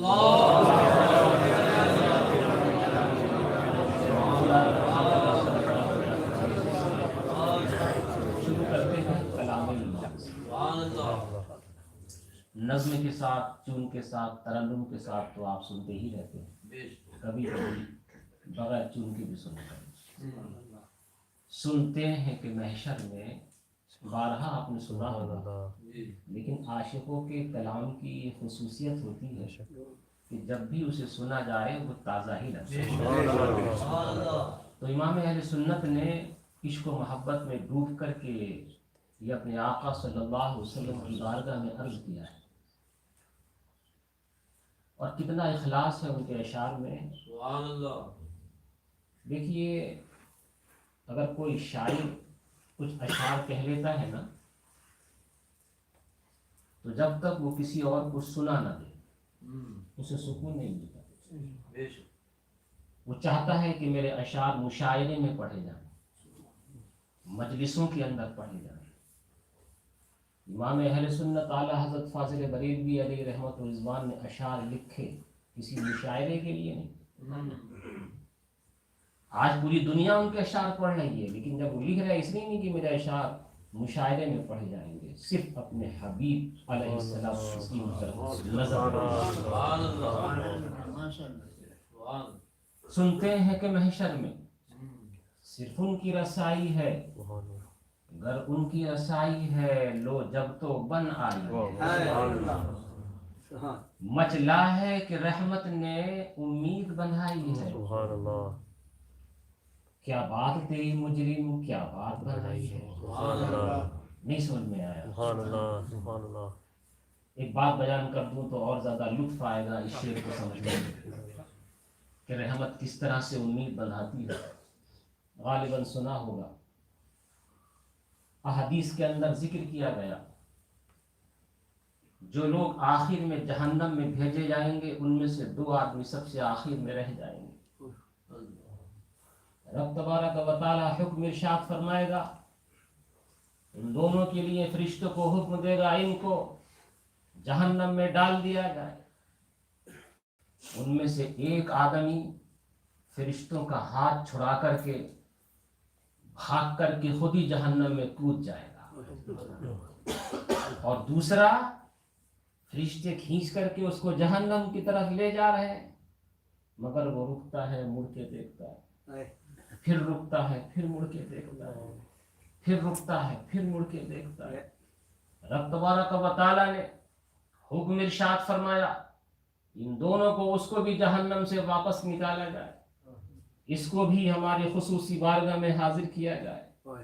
دونوں حاضر کیے گئے، اس سے پوچھا ہم نے کہا تھا فرشتوں سے جہنم میں ڈال دو، تم خود ہی جہنم کے اندر کود گئے، اس کی وجہ کیا ہے؟ حالانکہ وہ سب جانتا ہے، وہ سب جانتا ہے، مگر اس بندے نے جواب دیا، اے میرے اللہ، زندگی بھر کبھی تیرا کہنا نہیں مانا، اس لیے تو جہنم میں جانے کا حکم ہوا، تیری ہی نافرمانی کرتا رہا، کبھی بھی ایک حکم تیرا نہیں مانا۔ اب میں یقین کر رہا تھا کہ یہ تیرا آخری حکم ہے، اس کے بعد تو مجھے کوئی حکم نہیں دے گا، تو میں نے سوچا ہر حکم تو ٹالا ہے، کم سے کم اس پہ تو عمل کروں۔ میں خود ہی کود گیا، اس سے پوچھا کہ تو بار بار مڑ مڑ کے کیوں دیکھ رہا تھا؟ تو وہ کہتا تھا مجھے تیری رحمت سے امید بندھی ہوئی تھی، تو قہار بھی ہے، جبار بھی ہے، مگر تو غفور رحیم بھی تو ہے۔ بار بار جو دیکھ رہا تھا میں یہ سوچتا تھا کہیں تیری رحمت کی آواز تو نہیں آ رہی ہے، کہیں تیری رحمت کی آواز تو نہیں آ رہی ہے۔ رب نے ارشاد فرمایا جاؤ دونوں کو جہنم سے نکال کے جنت کے اندر۔ یہ ہوتا ہے مچلا ہے کہ رحمت نے، مچلا ہے کہ رحمت نے امید بنائی ہے، کیا بات تیری مجرم، کیا بات بنائی ہے، سبحان اللہ، کیا بات تیری مجرم، کیا بات بنائی ہے، سب نے تو صفے محشر میں للکار دیا ہم کو، سب نے تو صفے محشر میں للکار دیا ہم کو، اے بے قصوں کے والی اب تیری دہائی ہے، سبحان اللہ، سبحان اے عشق تیرے صدقے جلنے سے چھٹے سستے، جو آگ بجھا دے گی وہ آگ لگائی ہے، اللہ، جو آگ بجھا دے گی وہ آگ لگائی ہے، طیبہ نہ صحیح افضل مکہ ہی بڑا صاحب، ہم عشق کے بندے ہیں کیوں بات بڑھائی ہے، ہم عشق کے بندے ہیں کیوں بات بڑھائی ہے۔ اللہ، اور امام اہل سنت اعلی حضرت کیونکہ ان کا خاص یہ دن ہے، اس لیے چند اشعار آپ کے سامنے میں پیش کر رہا ہوں۔ بارہا آپ نے سنا ہوگا، واہ کیا جود و کرم ہے شہ بطحا تیرا، باوز کر کہیے سبحان سبحان اللہ، واہ کیا جود و کرم ہے شہ بطحا تیرا، نہیں سنتا ہی نہیں مانگنے والا تیرا، سبحان اللہ، فرش والے تیری شوکت کا علو کیا جانے، خسروا عرش پہ اڑتا ہے تھریرا تیرا، میں تو مالک ہی کہوں گا کہ ہو مالک کے حبیب، یعنی محبوب و محب میں نہیں میرا تیرا، یعنی محبوب و محب میں نہیں میرا تیرا، تو نے اسلام دیا، تو نے جماعت میں لیا، تو کریم اب کوئی پھرتا ہے عطیہ تیرا، تو کریم اب کوئی پھرتا ہے عطیہ تیرا، تیرے صدقے سے ایک بوند بہت ہے، تیرے صدقے سے ایک بوند بہت ہے تیری، جس دن اچھوں کو ملے جام چھلکتا تیرا، حرم و طیبہ و بغداد جدھر کیجئے نگاہ، جوت پڑتی ہے تیری نور ہے چھنتا تیرا، جوت پڑتی ہے تیری نور ہے چھنتا تیرا۔ سبحان اللہ، سبحان اللہ، رب کائنات ارشاد فرماتا ہے، قل اے حبیب تم ارشاد فرما دو، لا اسألکم علیہ اجرا، اے حبیب تم کہہ دو ان سب سے، سارے جہاں والوں سے، کہ میں دین کی تبلیغ پہ تم سے کچھ اجرت نہیں چاہتا، ہاں مگر یہ چاہتا ہوں کہ تم میرے گھر والوں سے محبت کیا کرو، سبحان اللہ، میرے گھر والوں سے محبت کیا کرو۔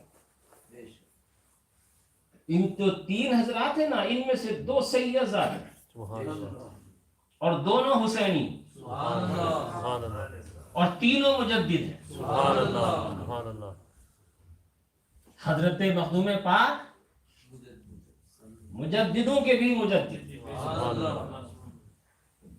حضرت شاہ وجیہ الدین علوی گجراتی مجدد زمانہ، سبحان اللہ، اللہ کے نبی علیہ الصلوۃ والتسلیم نے جن کو مجدد فرمایا، امام احمد رضا فاضل بریلوی مجدد زمانہ،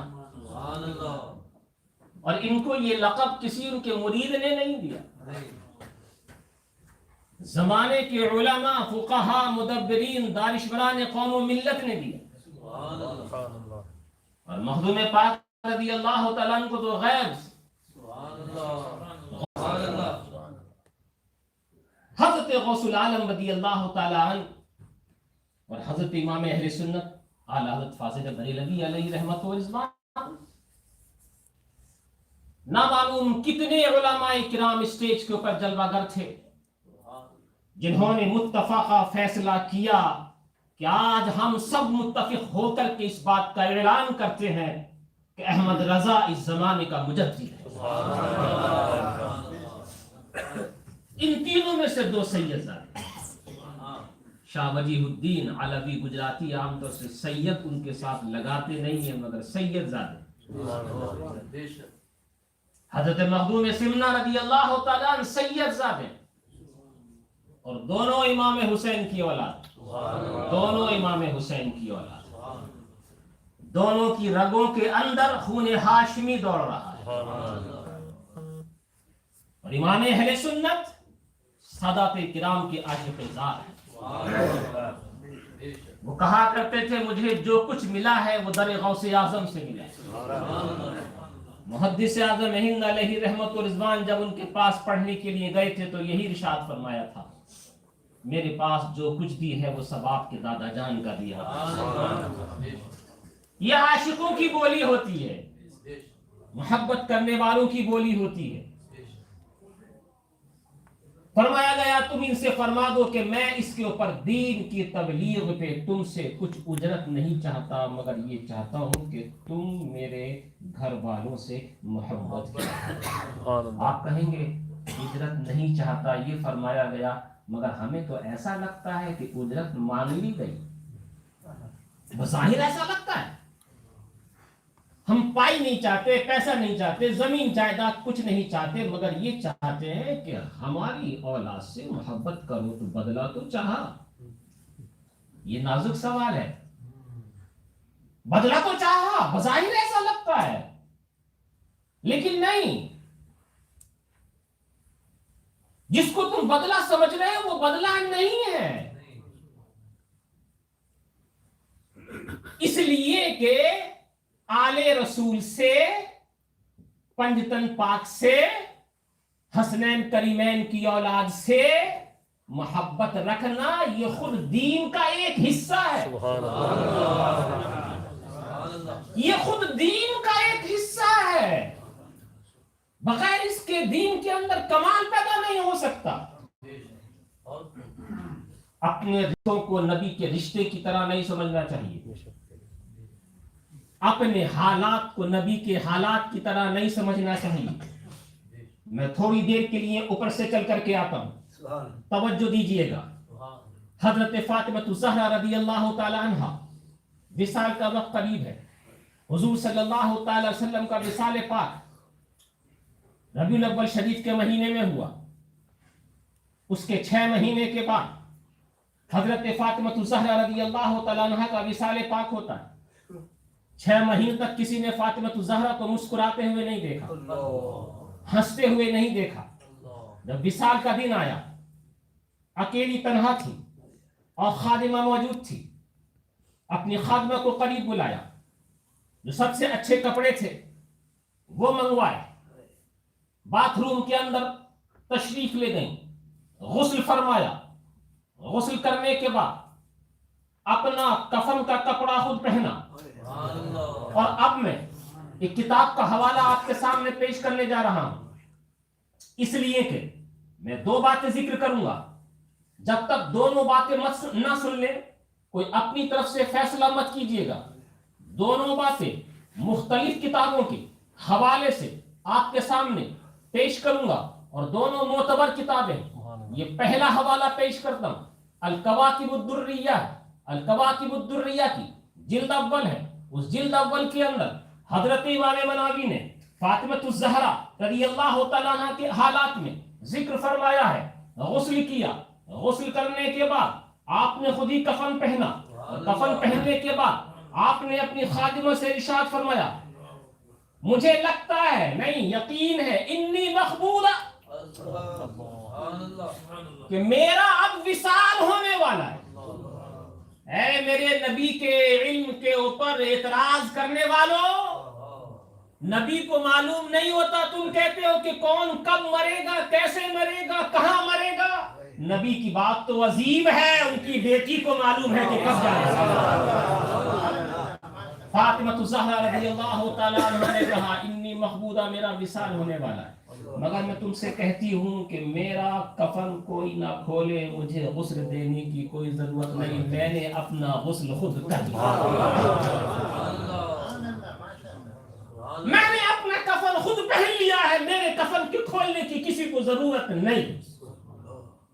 بزرگان دین ارشاد فرماتے ہیں, اسی غسل اور اسی کفن کے ساتھ فاطمہ الزہرا کو دفن کیا گیا. یہ ایک حوالہ میں نے آپ کے سامنے پیش کر دیا, الکواکب الدریہ جلد اول امام مناوی کی کتاب سے. دوسری, امام اہل سنت اعلی حضرت فاضل بریلوی علیہ رحمت الرضوان نے فتاوی رضویہ کے اندر ذکر فرمایا کہ فاطمہ الزہرا کو غسل دیا گیا. بظاہر دونوں ٹکراتی ہوئی لگتی. غسل دینے والا کون؟ حضرت مولا کائنات رضی اللہ. کتاب کے حوالے اس میں بھی معتبر ہے. ارے بھائی میرے امام کوئی کسی کمزور کتاب کا حوالہ دے گے؟ इमाम अहले सुन्नत जिक्र फरमा रहे हैं कि फातिमा ज़हरा को गुस्ल दिया गया। किताबों के अंदर मोतबर किताबों में ये भी हवाला आया है, गुस्ल देने वाले हजरत मौलाए कायनात हैं। अब ये प्रोग्राम दूर तक जा रहा है और आप भी बैठे हुए, आपके जहन और फिक्र के अंदर एक सवाल पैदा होगा, और वो सवाल मैं अपनी तरफ से आपको पेश कर देता हूं। शरीयत मुताहरा का मसला यह है कि अगर मियां बीवी में से बीवी का इंतकाल हो जाए तो शौहर मरने के बाद उसे गुस्ल नहीं दे सकता। तवज्जो से सुनिएगा, शौहर मरने के बाद अपनी इंतकाल की हुई बीवी को गुस्ल नहीं दे सकता। क्यों? इसलिए कि मौत निकाह की काते होती है, मौत की वजह से उसका निकाह खत्म हो गया, अब वो उसकी बीवी नहीं है। बीवी थी मरने से पहले, अब उसकी बीवी नहीं है, क्योंकि मौत ने उसके रिश्ते निकाह को खत्म कर दिया। हाँ, गुस्ल तो नहीं दे सकता मगर चेहरा देख सकता है। यहां पर हमारी माए बहनें बहुत अपनी तरफ से फतवे शुरू कर देती हैं। हमारे बड़े बुजुर्ग भी कहते हैं शौहर कंधा भी नहीं दे सकता, यहां तक बढ़ जाते हैं या बढ़ जाती हैं, यानी बेचारा पूरा जहां कंधा दे सकता है सिवाय शौहर के। ये गलत है। चेहरा अपनी माकबल वाली बीवी जिसका इंतकाल हुआ है, शौहर मरने के बाद चेहरा देख सकता है, इजाजत है। उसे कंधा दे सकता है, इजाजत है, लेकिन गुस्ल नहीं दे सकता, क्योंकि गुस्ल देने में छूना पड़ता है और वो अब उसकी बीवी नहीं है, एक अजनबिया है। बरखिलाफ इसके अगर उल्टा किया जाए कि शौहर का अगर इंतकाल हुआ है और कोई नहलाने वाला नहीं है, कोई गुस्ल देने वाला नहीं है सिवाय बीवी के, तो फिर बीवी अपने मरे हुए शौहर को गुस्ल दे सकती है। 4 महीने 10 दिन तक जो इद्दत उसे गुजारनी पड़ती है, उसे इस पीरियड में, इस माहौल में, इस वक्त में उसको इजाजत नहीं कि वो किसी और से निकाह करे, क्योंकि वो इद्दत में है और इद्दत का मतलब ये है कि वो हुक्म निकाह में है। किसी और से इसका निकाह हो ही नहीं सकता 4 महीने 10 दिन तक। ये निकाह तो नहीं है मगर हुक्म निकाह में है। चुनाचे एक बीवी अगर कोई नहीं है तो अपने मरे हुए शौहर को गुस्ल दे सकती है। मसला समझ में आ गया? अब मुझे ये कह लेने दीजिए, हो सकता है आपके ज़हन और फिक्र के अंदर ये सवाल पैदा हो, मौलाना आप बार बार आते हैं, अल्हम्दुलिल्लाह यहां आकर के तकरीर करते हैं, हम सुनते रहते हैं, लेकिन अभी आपने कुछ देर पहले ये बयान किया कि मौला अली ने फातिमा ज़हरा को गुस्ल दिया, और हवाला भी आपने पेश किया इमाम अहले सुन्नत का, और आप मसला बयान कर रहे हैं कि मरने के बाद बीवी अजनबिया हो जाती है और शौहर उसको गुस्ल नहीं दे सकता। तो क्या आपका जो मसला बयान कर रहे हैं ये मौला अली को मालूम नहीं था?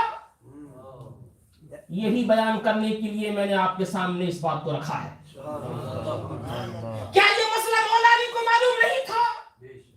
क्या वो नहीं जानते थे कि मरने के बाद बीवी अजनबिया हो जाती है और शौहर को छूना उसके लिए जायज नहीं है? आप क्या ये बताना चाहते हैं कि शरीयत मुताहरा के मसाइल माज़अल्लाह सुम्मा माज़अल्लाह मौला अली को मालूम नहीं थे?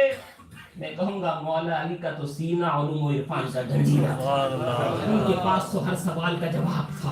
कौन बदबख्त सोच सकता है कि मौला अली को ये मसला मालूम नहीं होगा? मगर यही बताने के लिए तो मैंने इस बात को आपके सामने रखा है, यही तो मैं आपको समझाना चाहता हूँ। ये तुम्हारा रिश्ता है, वो उनका रिश्ता था। तुम्हारा रिश्ता और है, उनका रिश्ता और है। तुम्हारे रिश्ते को मौत काट दे है मगर नबी के रिश्ते को मौत नहीं काटती है।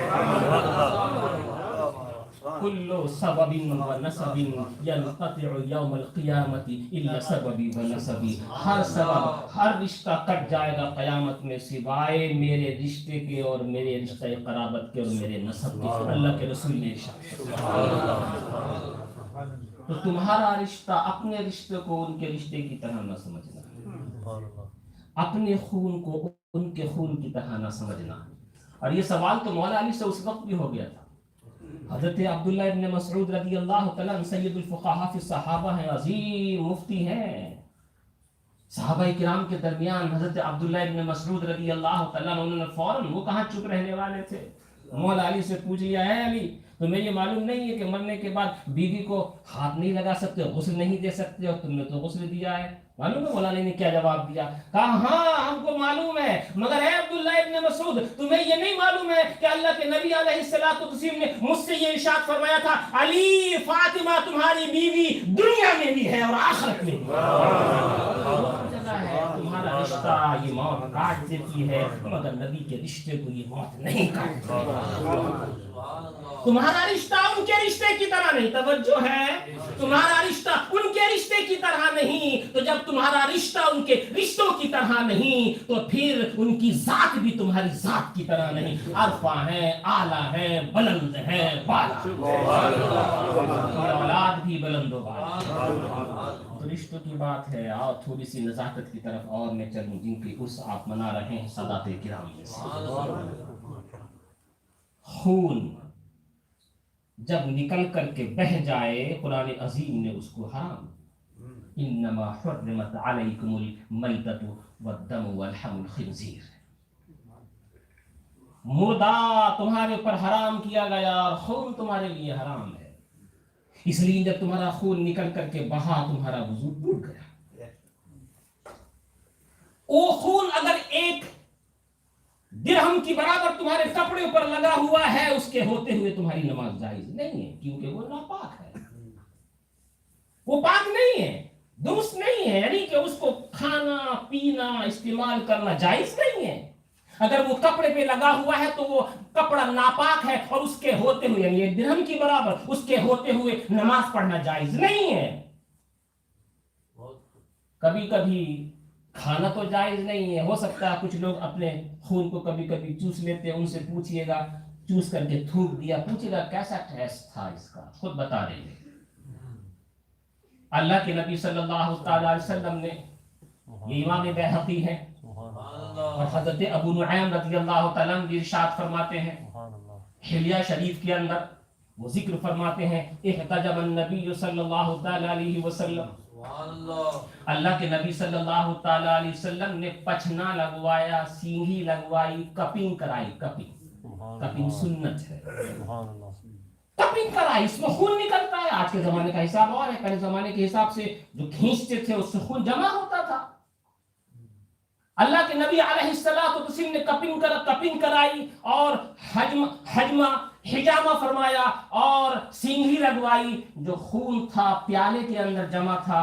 حضرت عبداللہ ابن زبیر رضی اللہ تعالیٰ عنہ کے صاحبزادے یہ بات بیان کرتے ہیں کہ اللہ کے رسول نے میرے والد گرامی حضرت عبداللہ ابن زبیر عظیم صحابی رسول، ان کو یہ پیالہ دیا اور ارشاد فرمایا عبداللہ غیب ہو، سبحان اللہ، عبداللہ آؤ اس کو غائب کر دو، جاؤ کہیں غائب کر دو، مطلب چھپا دو کہیں. سبحان اللہ. حضرت عبداللہ ابن زبیر رضی اللہ تعالیٰ عنہ وہ خون مقدس کا بھرا ہوا پیالہ لے کر کے باہر نکلے. اب یہ تو کتاب کے اندر نہیں ہے مگر میرا وجدان بولتا ہے، شاید کھڑے ہو کر کے یہ سوچتے ہوں گے کون سی جگہ اس خون کے لائق ہے کہ جہاں ڈالوں. دل نے گوارا ہی نہیں کیا کہ نبی کا خون زمین کے اندر ڈالا جائے.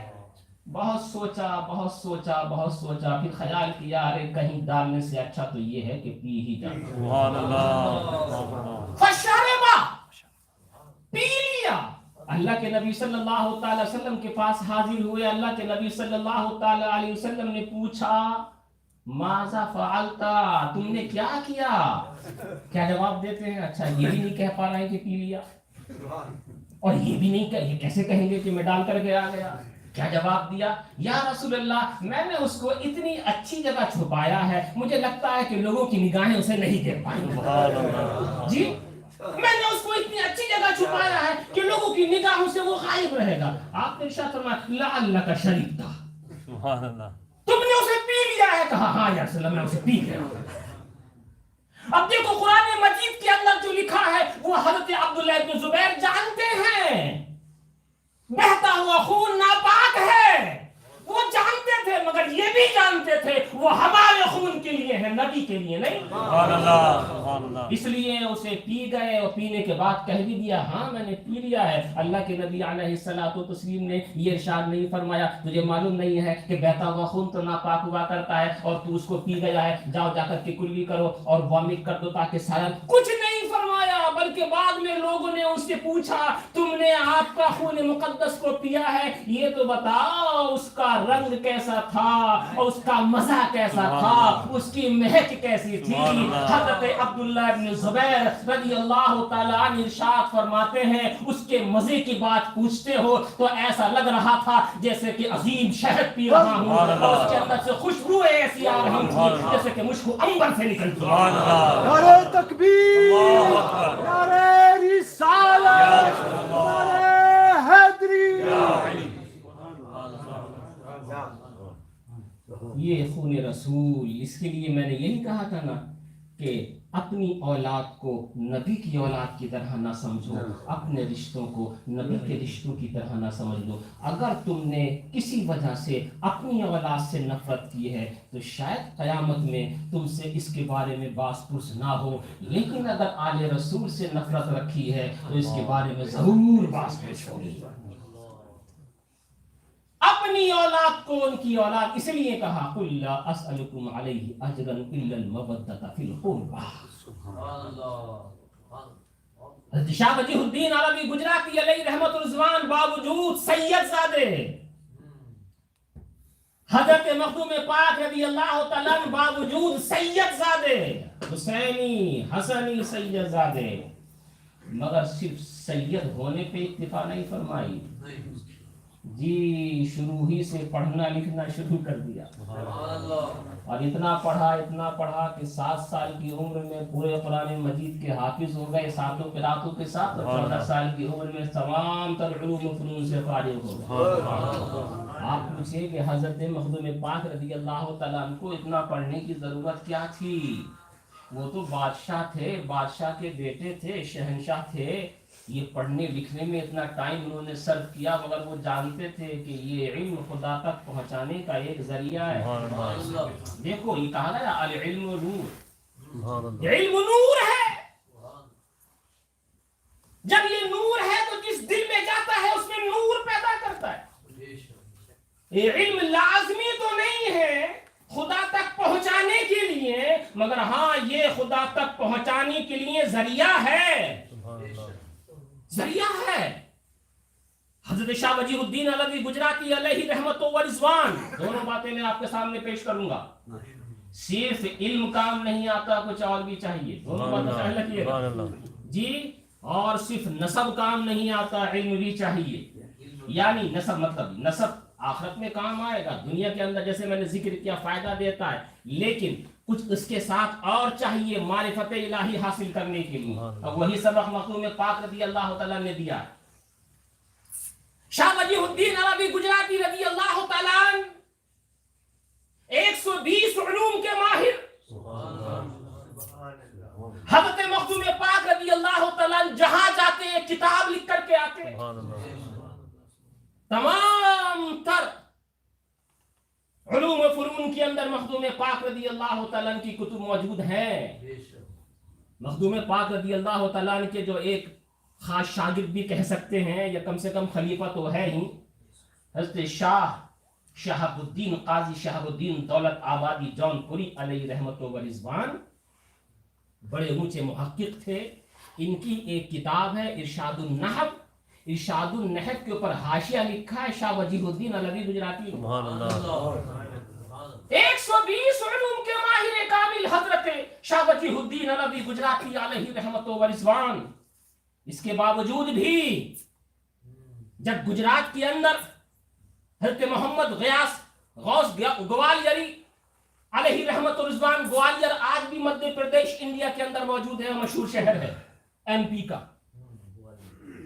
وہاں کے رہنے والے گجرات آتے، قیام فرمایا، صوفی صفت تھے، کچھ تحریر فرمائی تو اس کے اوپر مفتیان کرام نے فتویٰ دے دیا، اور فتویٰ بھی کیسا دیا؟ کفر کا۔ کس کے لیے؟ حضرت شاہ محمد غوث گوالیاری علیہ رحمت و رضوان کے لیے. اور دینے والے بھی کوئی معمولی لوگ نہیں تھے. شیخ علی متقی جن کی کنز الایمان کنز العمال نہ معلوم کتنی جلدوں میں آج ان لوگوں میں سے ایک ہیں جن کا لوہا اہل عرب نے بھی مانا ہے. آج پوری دنیا میں ان کی کتاب کنز الایمان پڑھی جاتی ہے. فتویٰ دینے والوں کے اندر حضرت شیخ علی متقی رضی اللہ تعالیٰ عنہ بھی موجود ہیں. گجرات کے بہت بڑے عالم دین, چھوٹے موٹے نہیں ہیں. اور سارے قاضی لوگ اکٹھے ہوئے بادشاہ کے پاس جا کر کے فتویٰ دیا کہ اس آدمی کے اس قول کے اوپر کفر ثابت ہو چکا ہے اور اس کی سزا یہ ہے کہ ان کو قتل کر دیا جائے. بادشاہ نے کہا ہمیں سوچنے کا موقع دیا جائے. کہا تمام تر بڑے بڑے لوگوں نے تو فتویٰ دے دیا ہے کہ ان کے اوپر یہ جو ان کے الفاظ نکلے ہیں ان کے قلم سے یہ حالت کفر بتاتے ہیں اور کہنے والا کافر ہو جاتا ہے اور کافر کی سزا یہ ہے کہ اسے قتل کر دیا جائے. کہا ایک شخص باقی رہ گیا ہے جس سے تصدیق کرانا بھی باقی ہے. چنانچہ بادشاہ گجرات نے وہ تمام تر مفتیان کرام کا فتویٰ اکٹھا کر کے حضرت شیخ وجیہ الدین علوی گجراتی رضی اللہ تعالیٰ عنہ کے پاس پہنچایا. ان کے عرص پاک میں بیٹھنے والوں کم سے کم اتنا تو یہاں سے سمجھ گئے ہوگے نا کہ شاہ وجیہ الدین علوی گجراتی کا مقام کیا تھا. جی ایسے موقع سے ضرور بابا کیا مقام تھا علماء کرام کے درمیان شاہ وجیہ الدین علوی گجراتی علیہ رحمت رضوان کا کہ اس زمانے کے بادشاہ کو بھی اطمینان نہیں ہو رہا ہے. کبھی اس کے اوپر فتوے کے اوپر سائن ان کے نہیں ہے. ان کے ہو جائیں گے تو اطمینان ہو جائے گا. اور جب ان کے پاس یہ فتویٰ پہنچا تو کتنی احتیاط فرمائی. کہا کفر کا مسئلہ ہے نا, کسی کی جان کا مسئلہ ہے. جب تک میں خود جا کر کے ان سے دریافت نہ کر لوں کہ جو آپ نے لکھا ہے اس کا مطلب کیا ہے اس وقت تک میں سائن نہیں کرنے والا. یہ صوفیاء کرام کی جو باتیں ہیں نا یہ صوفیاء کرام ہی سمجھتے ہیں. ہر ایک کی بس کی بات نہیں ہے. ان کی اصطلاحات الگ ہے, ان کی باتیں الگ ہیں. لوگوں کے درمیان مخدوم پاک نے ذکر فرمایا ہے اسی کتاب کے اندر, لوگوں کے درمیان یہ بحث مباحثہ شروع ہو گیا کہ بھائی صوفیاء کرام بھی تو انہی الفاظ کو بولتے ہیں جو ہم بولتے ہیں, تو ہم کیوں نہیں سمجھ پاتے پھر ان چیزوں کو. آپ کہتے ہیں کہ صوفیاء کرام کی زبان سے نکلے ہوئے الفاظ ہماری سمجھ میں نہیں آتے. سب نے اپنی اپنی باتیں کہیں. ایک صوفی صاحب کونے میں بیٹھے ہوئے تھے, بادشاہ نے ان سے کہا آپ بھی تو کچھ بولیے. وہ کھڑے ہوئے اور بولنے لگے کہ آپ تمام تر علماء سے میں یہ پوچھنا چاہتا ہوں آپ لوگ بلی کی بولی سمجھتے ہیں؟ بولے نہیں سمجھتے. کہا کتا جو بولتا ہے آپ سمجھتے ہیں؟ کہ نہیں سمجھتے. کہ یہ جانور لوگ جو چڑیا وغیرہ بولتی ہیں آپ سمجھتے ہیں کہ نہیں سمجھتے. کہا جب چڑیا بلی کی بولی نہیں سمجھتے تو صوفیاء کرام کی کیسے سمجھتے؟ یہ صوفیاء کرام کی ایک خاص بولی ہوتی ہے. حضرت شاہ وجیہ الدین علوی گجراتی رضی اللہ تعالیٰ عنہ حضرت شیخ محمد غوث گوالیاری علیہ رحمت و رضوان کی بارگاہ میں پہنچے اور جیسے ہی دور سے ان کے چہرے پاک کے اوپر نظر پہنچی کہہ اٹھے یہ چہرہ غلط بات کہہ ہی نہیں سکتا. کہہ ہی نہیں سکتا. فتویٰ پھاڑ دیا. مفتیان کرام کو کہا یہ چہرہ کبھی جھوٹ نہیں بول سکتا, یہ بات کہہ ہی نہیں سکتا. شیخ علی متقی جیسا انسان عظیم الشان شاہ وجیہ الدین علوی گجراتی علیہ رحمت و رضوان کے پاس پہنچتا ہے اور جانے کے بعد کہتا ہے یہ دین کے اندر نفس کے اندر کیسے تم راضی ہو گئے؟ انہوں نے اتنی بری بات کہی ہے اور تم کہتے ہو وہ بات غلط نہیں کہہ سکتے. تو معلوم ہے ایسے موقع سے حضرت شاہ وجیہ الدین علوی گجراتی علیہ رحمت و رضوان نے کیا جواب دیا تھا. میں انہوں کے الفاظ آپ کے سامنے پیش کرتا ہوں. یہ کون کہہ رہا ہے جس کی تعریف امام احمد رضا کرے وہ کہہ رہا ہے. یہ کون کہہ رہا ہے جس کی تعریف شاہ عبدالحق محدث دیلوی کرے وہ کہہ رہا ہے. یہ کون کہہ رہا ہے جو عظیم عظیم استادوں کا استاد ہے وہ کہہ رہا ہے. یہ کون کہہ رہا ہے جس کے پشت پاک کے اوپر نبی کا دست پاک ہے وہ کہہ رہا ہے. یہ کون کہہ رہا ہے جس کو صرف 120 نہیں 250 علوم کے اندر مہارت تامہ ہے وہ کہہ رہا ہے. کون کہہ رہا ہے جسے سارے گجرات کے لوگ قطب اعظم سمجھتے ہیں وہ کہہ رہا ہے. یہ کون کہہ رہا ہے جو مفسر بھی ہے محدث ہے، منطقی بھی ہے، فلسفی بھی ہے، تمام تر علوم الفنون کا ماہر کامل ہے، وہ کہہ رہا ہے. کیا کہہ رہا ہے جناب، کیا کہہ رہا ہے؟ میں انہی کے الفاظ میں کہتا ہوں، جب وہ شیخ علی متقی آئے نا کہ آپ نے اتنی بڑی بات کے اوپر کس طرح سے تصدیق فرما دی، حضرت شاہ وجیہ الدین علوی گجراتی علیہ رحمت و رضوان ارشاد فرماتے ہیں، شیخ علی متقی علیہ رحمت سے مار باب قالم و شیخ اہل حال فہم ماں بکمالت اومین رسد، کہا ہم جو ہے نا وہ قال والے ہیں، کتاب دیکھ کر کے پڑھتے ہیں، کتاب دیکھ کے سمجھتے ہیں، اور وہ جو ہے نا جن کو آپ کہہ رہے ہیں وہ قال والے نہیں، وہ حال والے ہیں، ان کے کمالات تک ہماری عقلیں نہیں پہنچ سکتی. جو انہوں نے کہا ہے شریعت مطہرہ کی گرفت میں نہیں آتا، وہ صحیح بول رہے ہیں. ایک جملہ اور آپ کی نظر کرنا چاہتا ہوں، ایک جملہ آپ کی اور نظر کرنا چاہتا ہوں. حضرت اور کتنا عظیم جملہ ہے، کیا انہوں نے ارشاد فرمایا؟ حضرت شیخ علی متقی علیہ رحمت الزبان اور دیگر تمام تر بزرگان دین سے اس زمانے کے اندر کون کس کے لیے؟ شیخ محمد غوث گوالیاری علیہ رحمت الزبان کے لیے کہتے ہیں قبل از ملاقات شیخ.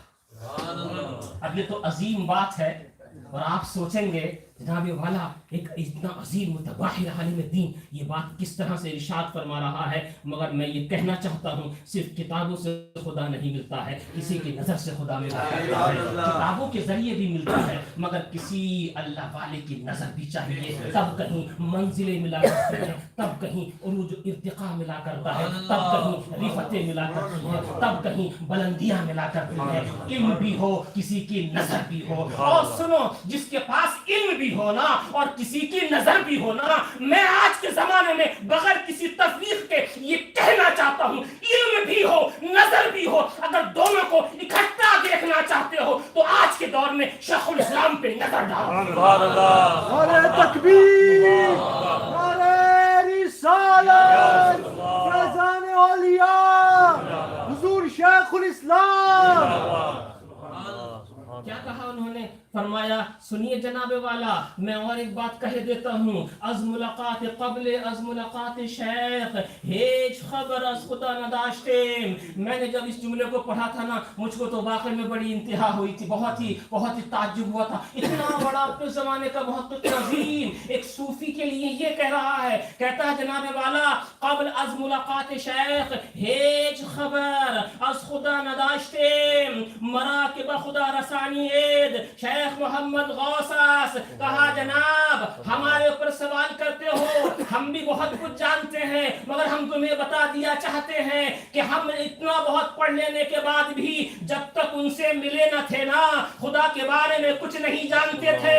ہمیں خدا کے بارے میں صرف انہوں نے بتایا، انہوں نے بتایا. تو صرف کتابوں سے نہیں، کتابوں کے ساتھ کسی کی نظر بھی چاہیے.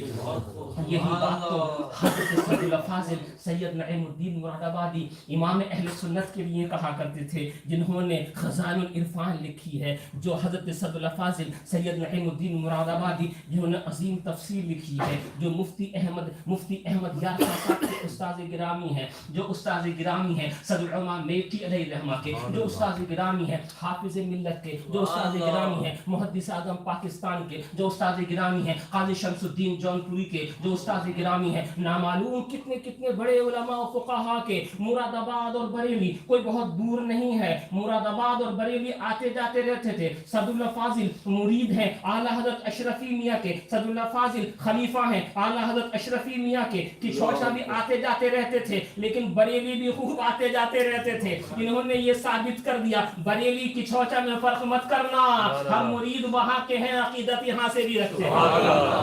ہم مرید وہاں کے ہیں، عقیدت یہاں سے بھی رکھتے ہیں. کسی نے پوچھا جناب والا آپ کا تو بستر کھلتا ہی نہیں ہے، ہر ہفتے میں 2 دفعہ بریلی پہنچتے ہیں، اتنی بڑی کتابوں کا مصنف جن کو دیکھنے کے لیے اعلیٰ حضرت نے خود تمنا کی تھی، یہ نوجوان کون ہے جو اس نوجوانی میں اتنی اچھی کتابیں لکھتا ہے؟ صدر الفاضل نعیم الدین مراد آبادی علیہ رحمت و رضوان نے جواب ارشاد فرمایا تھا لوگوں کو احمد رضا کی بارگاہ سے بہت کچھ ملا ہے مگر نعیم الدین کو احمد رضا کی بارگاہ سے ایمان کی لذت ملی ہے. والا ایمان کی لذت صرف کتابوں سے نہیں ملتی ہے, کسی کی نظر سے ملا کرتی ہے, کسی کی نظر سے ملا کرتی ہے. اب مجھے یہاں پر یہ کہہ لینے دیا جائے, اے حضرت شاہ وجیہ الدین گجراتی, آپ کو صوفی کے چہرے میں کیا نظر آیا؟ نہ اس کی تقریر کوئی سنی, نہ اس کی بہت ساری تصانیف آپ نے دیکھی, صرف چہرہ دیکھا اور کہا یہ چہرہ جھوٹ نہیں بول سکتا. مجھے لگتا ہے ان چہروں کو نبی کے چہرہ پاک کی بھیک ملا کرتی ہے, ان چہروں کو نبی پاک کے چہرہ پاک کا صدقہ ملا کرتا ہے. اس کے نور سے ایک کرن یہاں جگمگاتی ہے, جو فیض وہاں ہوتا ہے اس کا ایک حصہ یہاں نظر آتا ہے, تو کہہ اٹھتا ہے کہنے والا یہ چہرہ جھوٹ نہیں بول سکتا. آؤ مجھے یہاں پر یاد آ رہا ہے شفا شریف کا وہ حوالہ امام قاضی اعظم علیہ رحمت و رضوان نے جلد اول کے اندر ذکر فرمایا ہے. مدینہ منورہ کے آس پاس کے علاقوں کے اندر کچھ لوگ مارکیٹ لگانے کے لیے دور سے آئے ہوئے تھے, اور وہ جو لگانے والے تھے وہ مسلمان نہیں غیر مسلم تھے. کہنے والے جن کا نام قاسم بتایا جاتا ہے اس وقت کا ہم اس وقت غیر مسلم کہ ایک شخص آیا, جانتے نہیں تھے کہ کون ہے آنے والا, اور آنے والا کون؟ نبی کریم صلی اللہ علیہ وسلم کا ایک آنے والا آیا, ہم سے پوچھنے لگا تمہارے پاس کوئی چیز بیچنے کی ہے؟ ہم نے کہا ہاں ایک چیز تو ہے, اونٹ ہے یہ جو کھڑا ہوا ہے. کہا مجھے اونٹ ہی چاہیے تھا. ہم سے پوچھا اس کی قیمت کیا ہے؟ ہم نے بتایا یہ قیمت ہے. جو ہم نے کہا اس نے تسلیم کیا اور اونٹ کی نکیل پکڑ کر کے چل دیا. جب وہ دور چلے گئے تو ہمیں بڑا تعجب ہوا اور اپنی عقل کے اوپر ماتم کرنے لگے. اتنے زمانے سے بزنس کرتے ہیں, اتنا سا شعور نہیں آیا, کم سے کم خریدنے والے سے نام تو پوچھ لیتے, وہ کہاں کا رہنے والا ہے یہ تو پوچھ لیتے. وہ لے کر کے چلا گیا, اس نے پیسہ بھی نہیں دیا, نہ معلوم واپس آئے یا نہ آئے. کم سے کم یہ تو پوچھتے تیرا نام کیا ہے, کون سے قبیلے میں رہتا ہے, کون سے خاندان کا ہے, تمہارے باپ کا نام کیا ہے, تمہارے دادا کا نام کیا ہے, کوئی ضامن تمہارا یہاں پر ہو تو اسے بتاؤ. ہم نے کچھ نہیں پوچھا, وہ لے کے چلا گیا اور ہم دیکھتے رہے. عجیب ہم بزنس مین ہیں. کہا ہم یہی بات کر رہے تھے کہ ہمارے قبیلے میں ایک عورت ہماری یہ بات سن رہی تھی. وہ ہمارے ہی خاندان کی تھی, ہمارے ہی قبیلے سے تھی اور ہمارے ہی ساتھ سفر میں تھی. وہ باہر نکل کر کے آئی اور وہ یہ کہتی ہے اے لوگو, اس کے لیے جانتی وہ بھی نہیں تھی, جانتی وہ بھی نہیں تھی, مگر کہنے لگی وہ جو تمہارا اونٹ لے کر کے آیا ہے نا, اگر وہ واپس نہ آئے تو پیسے میں دوں گی. لوگوں نے کہا اتنا بڑا بھروسہ تو کس طرح سے کر رہی ہے, تو بھی تو نہیں جانتی. کہا تو نے اس کا چہرہ نہیں دیکھا, یہ چہرے کبھی جھوٹ بول ہی نہیں سکتا. چہرہ پاک کا صدقہ ان اولیاء اکرام کو ملا کرتا ہے, چہرہ پاک کا صدقہ ان بزرگان دین کو ملا کرتا ہے. دیکھیے کتابیں تو ابھی وہیں کی وہیں رہ گئی. آپ ڈرتے ہوں گے 3 کتابیں لے کر کے آیا, نہ معلوم 2-4 گھنٹے تک سناتا رہے گا. مگر میں سچ بتاتا ہوں اولیاء کرام کے ذکر میں کچھ لذت ہی ایسی ہوتی ہے, وقت کا ختم ہو جاتا ہے لیکن بیان ختم نہیں ہو پاتا ہے. صوفی صاحب نے جو ٹائم دیا تھا وہ تو مکمل ہوا, لیکن ہماری کتابیں ویسی کی ویسی انتظار میں ہیں کہ ابھی جہاں سے ہم نے دیکھا تھا اس کو بیان کیا جائے. انشاءاللہ پھر کبھی بعد میں اللہ تعالیٰ مجھے اور آپ کو سب کو شریعت مطہرہ کی پاسداری نصیب فرمائے, اولیاء کرام کے فیضان سے ہمیشہ مالا مال رکھے. یہ قصہ لطیف ابھی ناکام ہے, جو کچھ بیان ہوا وہ آغاز باب تھا. السلام علیکم ورحمۃ اللہ وبرکاتہ. سلام پڑھ لیتے ہیں.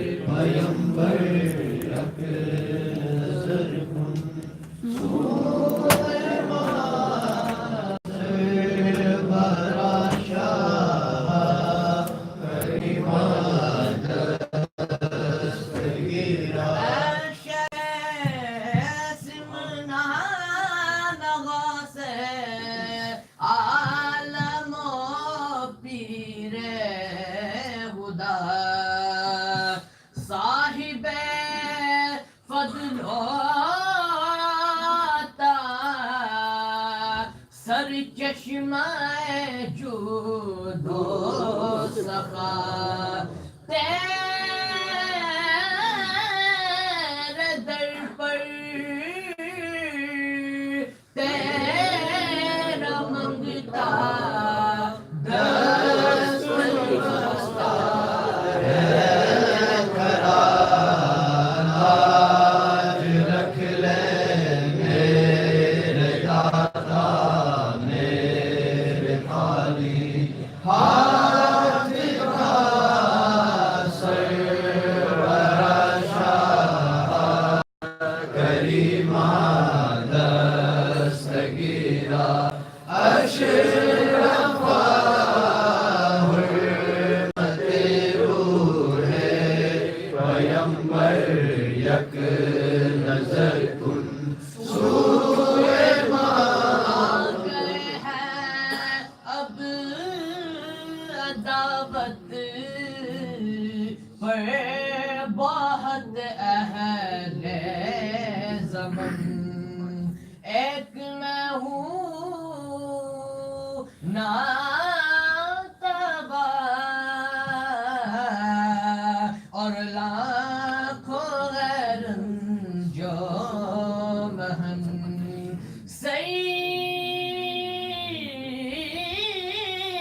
سید محتاج کی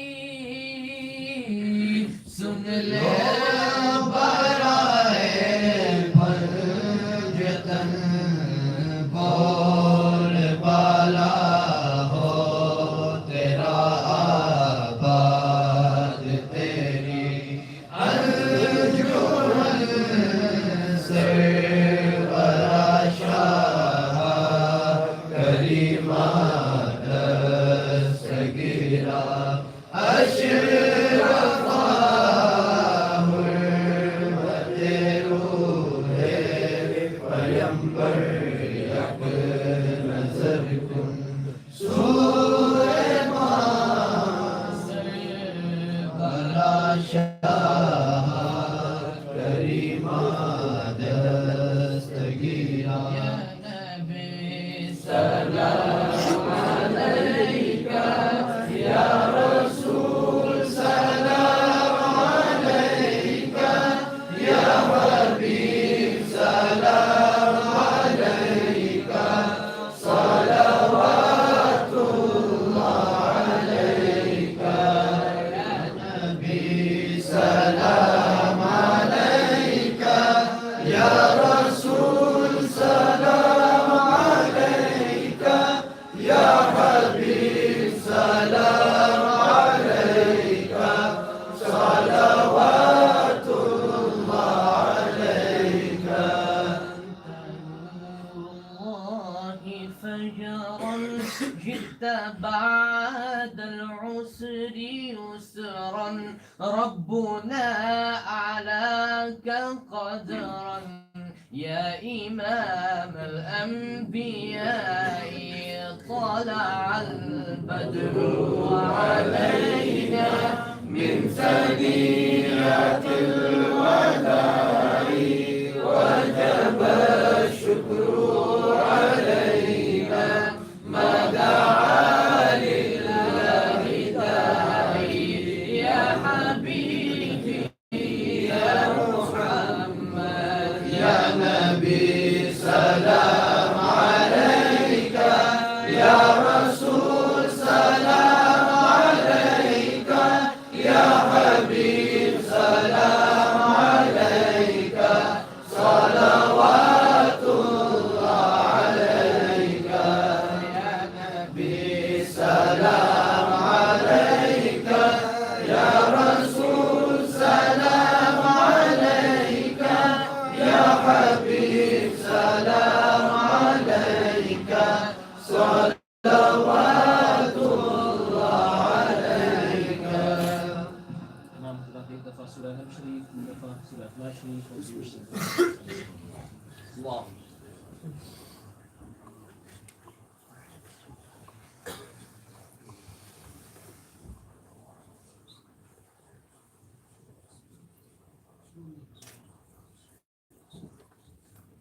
بسم الله الرحمن الرحيم اللهم صل على سيدنا وشفيعنا وحبيبنا وحبيب قلوبنا وشفاء صدورنا مولانا محمد كما تحب وترضى بأن تصلي عليه آمين. اللهم ربنا آتنا في الدنيا حسنة وفي الآخرة حسنة وقنا عذاب النار. اللهم إنا نسألك العفو والعافية والمعافاة الدائمة في الدين والدنيا والآخرة. اللهم اغفر لي ولوالدي ولمن توالد ولجميع المؤمنين والمؤمنات والمسلمين والمسلمات الأحياء منهم والأموات إنك مجيب الدعوات برحمتك يا أرحم الراحمين. خدا بندہ کریمہ کار سازا بندہ نوازا مالک مولا بے نیاز پروردگارہ، جو کچھ بھی سورہ علم شریف، سورہ اخلاص شریف، درود شریف وغیرہ پڑھے گئے اور اصحاب خانہ کی طرف سے یا اصحاب مجلس کی طرف سے یا ہمارے جتنے بھی حاضرین ہیں ان کی طرف سے ان بزرگان دین کی بارگاہوں میں پیش کرنے کے لیے جو کچھ بھی پڑھا گیا ہو تو علیم و خبیر ہے، اس تمام تر کا ثواب سب کو اپنے حبیب نبی دو جہاں صلی اللہ علیہ وسلم کے صدقہ تو فعل اپنی بارگاہ اقدس میں قبول فرمائے. اپنے فضل و کرم سے جو کچھ بھی ثواب کو عطا فرمائے وہ سب سے پہلے تیرے حبیب حضور سید کائنات فخر موجودات مصطفیٰ جان رحمت نقطۂ صدر وحدت صلی اللہ تعالی علیہ وسلم کی بارگاہ اقدس میں پیش کرتے ہیں. قبول فرمائے. آپ کے توسط سے تمام تر انبیاء و مرسلین صلوات اللہ تعالی علیہ مجمعین کی بارگاہ میں پیش کرتے ہیں. قبول فرمائے. نبی تو جہاں صلی اللہ تعالی وسلم کے جتنے بھی صحابہ صحابیات رضی اللہ تعالی عنہ مجمعین خاص طور سے خلفائے اربعہ کی بارگاہ میں پیش کرتے ہیں. قبول فرمائے. آپ کے جتنی بھی ازواج مطہرات رضی اللہ تعالی عنہن سب کی بارگاہ میں پیش کرتے ہیں. قبول فرمائے. بالخصوص اس ماہ پاک کی مناسبت سے حضرت سیدنا ام المؤمنین میمونہ رضی اللہ تعالی عنہا اور حضرت سیدنا ام المؤمنین جویریہ رضی اللہ تعالیٰ عنہ کی بارگاہ اقدس میں پیش کرتے ہیں. نبی پاک صلی اللہ علیہ وسلم کے جتنے بھی اہل بیت کرام ہیں ان تمام تر کی بارگاہوں میں آپ کے جتنے بھی شہزادگان ہیں جتنی بھی شہزادیاں ہیں تمام تر کی بارگاہوں میں پیش کرتے ہیں. بالخصوص حضرت نبی کریم صلی اللہ تعالیٰ علیہ وسلم کی انتہائی چہیتی بیٹی خاتون جنت حضرت فاطمہ الزہرا رضی اللہ تعالیٰ عنہ کی بارگاہ پاک میں پیش کرتے ہیں. قبول فرمائے. آپ کے دونوں شہزادگان رضی اللہ تعالیٰ عنہ کی بارگاہ میں نظر کرتے ہیں. قبول فرمائے. جتنے بھی شہدائے کربلا ہیں ان سب کی بارگاہ میں پیش کرتے ہیں. قبول فرمائے. حضرت مختومہ سیدہ زینب بنت علی رضی اللہ تعالیٰ عنہ کی بارگاہ پاک میں پیش کرتے ہیں. قبول فرمائے. حضرت امام زین العابدین رضی اللہ تعالیٰ عنہ کی بارگاہ اقدس میں پیش کرتے ہیں. قبول فرمائے. اور حضرت امام زین العابدین کے آل اولاد میں سے جتنے بھی حضرات کرام خاص طور سے جن کے اعراض اس مہینے کے اندر ہیں حضرت امام محمد باقر رضی اللہ تعالیٰ عنہ، حضرت امام علی رضا رضی اللہ تعالیٰ عنہ، حضرت امام علی موسیٰ رضی اللہ تعالیٰ عنہ اور ان کے خاندان کے جتنے بھی حضرات ہیں سب کی بارگاہ میں پیش کرتے ہیں. قبول فرمائے. حضور سیدنا غوث اعظم جیلانی سید عبد القادر رضی اللہ تعالیٰ عنہ کی بارگاہ پاک میں پیش کرتے ہیں. قبول فرمائے. حضرت امام اعظم ابو حنیفہ رضی اللہ عنہ کی بارگاہ میں نظر کرتے ہیں. قبول فرمائے. حضرت داتا گنج بخش لاہوری رضی اللہ تعالیٰ عنہ کی بارگاہ میں پیش کرتے ہیں. قبول فرمائے. حضرت خواجہ معین الدین چشتی اجمیری سنجری رضی اللہ تعالیٰ عنہ کی بارگاہ اقدس میں پیش کرتے ہیں. حضرت شیخ بہاؤالدین زکریا ملتانی رضی اللہ تعالیٰ عنہ کی بارگاہ میں پیش کرتے ہیں. قبول فرمائے. حضرت شاہ فضل الحق خیر آبادی رضی اللہ عنہ کی بارگاہ میں پیش کرتے ہیں. حضرت امام المحدثین امام نسائی رضی اللہ عنہ کی بارگاہ اقدس میں پیش کرتے ہیں. قبول فرمائے. حضرت پیر سید مہر علی شہاب گولڈی علی رحمہ کی بارگاہ میں پیش کرتے ہیں. قبول فرمائے. حضرت مجدد الفسانی شیخ احمد سرہندی علی رحمہ کی بارگاہ میں پیش کرتے ہیں. قبول فرمائے. اور بالخصوص یہ تینوں حضرات کرام ان میں سے ان کے مراتب کے اعتبار سے ان حضرات کرام کی بارگاہ میں نظر کرتے. قبول فرمائے. سیدنا قطب الکبریٰ امام الاولیاء حضرت سلطان سید اشرف جہانگیر سمنانی قدس سرہ النورانی کی بارگاہ اقدس میں پیش کرتے. قبول فرمائے. آپ کے والدین کریمین تمام تر آباء و اجداد و امہات کے جملہ خلفاء موجودین اہل خاندان حضرت محدث اعظم ہند علی رحمۃ الرضوان تک جتنے بھی ہیں سب کی بارگاہوں میں پیش کرتے ہیں. اس تمام تک کا ثواب حضرت شاہ قطب گجرات وجیہالدین علوی گجراتی علیہ رحمۃ الرضوان کی بارگاہ پاک میں پیش کرتے ہیں. قبول فرمائے. آپ کے والدین کریمین تمام تر مشائخ و اساتذہ خلفاء موجودین تلامذہ اور آپ کے تمام تر آباء و اجداد کی بارگاہ میں نظر کرتے ہیں. قبول فرمائے. حضرت امام اہل سنت اعلیٰ حضرت فاضل بریلوی امام احمد رضا خان صاحب علیہ رحمۃ الرضوان کی بارگاہ اقدس پہ پیش کرتے قبول فرمائے. آپ کے والدین تمام طرح آپ کے مشائخ اساتذہ اور آپ کے جملہ تلامذہ اور خلفاء سب کی بارگاہ میں سب کا ثواب پیش کرتے ہیں. اے میرے اللہ ان اپنے محبوب ترین بندوں کی برکتوں سے ہم سب کو مالا مال فرما, ہم سب کے خالی دامنوں کو پر فرما. جتنے بھی سلاسل ہیں ان کے جتنے بھی مشائخ کرام سب کی بارگاہ میں نظر کرتے ہیں قبول فرما. اے میرے اللہ جتنے بھی یہاں پر ہمارے بھائی بزرگ اور دور و دراز سے ہماری مائیں بہنیں یا جتنے بھی دور و دراز سے ہمارے بھائی بزرگوں نے اس مجلس پاک کے اندر جہاں کہیں بھی رہ کر کے شرکت کی ہے, ان کے جتنے بھی مرحومین مرحومات ہیں ان تمام تر کی روحوں کو بھی سب کا ثواب عطا فرما, سب کی بخشش و مغفرت فرما, اپنے قرب خاص میں جگہ نصیب فرما, جنت الفردوس میں عالی مقام عطا فرما. بالخصوص ایام قریبہ میں ظلماً جتنے بھی لوگ مسلمانوں کو شہید کیا گیا ان تمام تر کی روحوں کو سب کا ثواب عطا فرما. عالم اسلام کے سارے مسلمانوں کی روحوں کو, مرحومین کی روحوں کو سب کا ثواب عطا فرما, ان کی ہماری سب کی بخشش عطا فرما. میرے اللہ اعلیٰ سے پاکی کی برکتوں کے صدقے سے ہم سب کو صحت تندرستی عطا فرما, امن و عافیت سے نواز دے. اس کی جو بھی نیک جائز تمنا ہو, جو بھی نیک مراد ہو, سب کو اپنے خزانے غیب سے پورا فرما. حسنین کریمین کی برکتوں کا صدقہ عطا فرما, فاطمۃ الزہرا کی برکت کا صدقہ عطا فرما, حضرات سادات کرام کی برکتوں کا صدقہ عطا فرما. حضرت شاہ وجیہ الدین گجراتی, حضرت مخدوم پاک رضی اللہ تعالیٰ عنہ, حضرت امام احمد رضا فاضل بریلوی رضی اللہ تعالیٰ عنہ اور حضرت امام جعفر صادق رضی اللہ تعالیٰ عنہ اور تمام تر بزرگان دین کی برکتوں سے مالا مال فرما. ہمارے بال بچوں کا بھلا فرما, ہماری ماں بہنوں کا بھلا فرما, ہمارے بزرگوں کا بھلا فرما. اے میرے اللہ جو بھی بیمار ہیں سب کو شفا نصیب فرما. جتنے بھی لوگ ہاسپٹل کے اندر ایڈمٹ ہیں اے میرے اللہ وہاں سے رہائی نصیب فرما, طاقت قوت نصیب فرما, اپنو عافیت نصیب فرما. اور دنیا کے جس کونے کے اندر بھی مسلمان پریشان حال ہیں, چاہے فی اللہ سب کی پردہ غیب سے مدد فرما, سب کی پردہ غیب سے مدد فرما, سب کی پردہ غیب سے مدد فرما. ظالمین کو کیفر کردار تک پہنچا, ظالمین کو کیفر کردار تک پہنچا.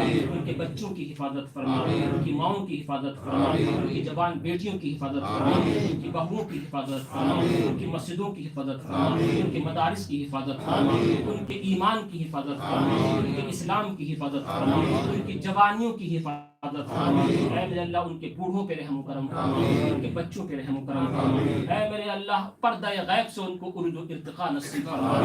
جو دکھ درد انہوں نے دیکھا ہے اس دکھ درد کے بدلے میں ان کو خوشیاں مسرت شادمانیاں عطا فرما. اے میرے اللہ جس کے دل میں جو بھی نیک جائز تمنا ہو سب کو پورا فرما.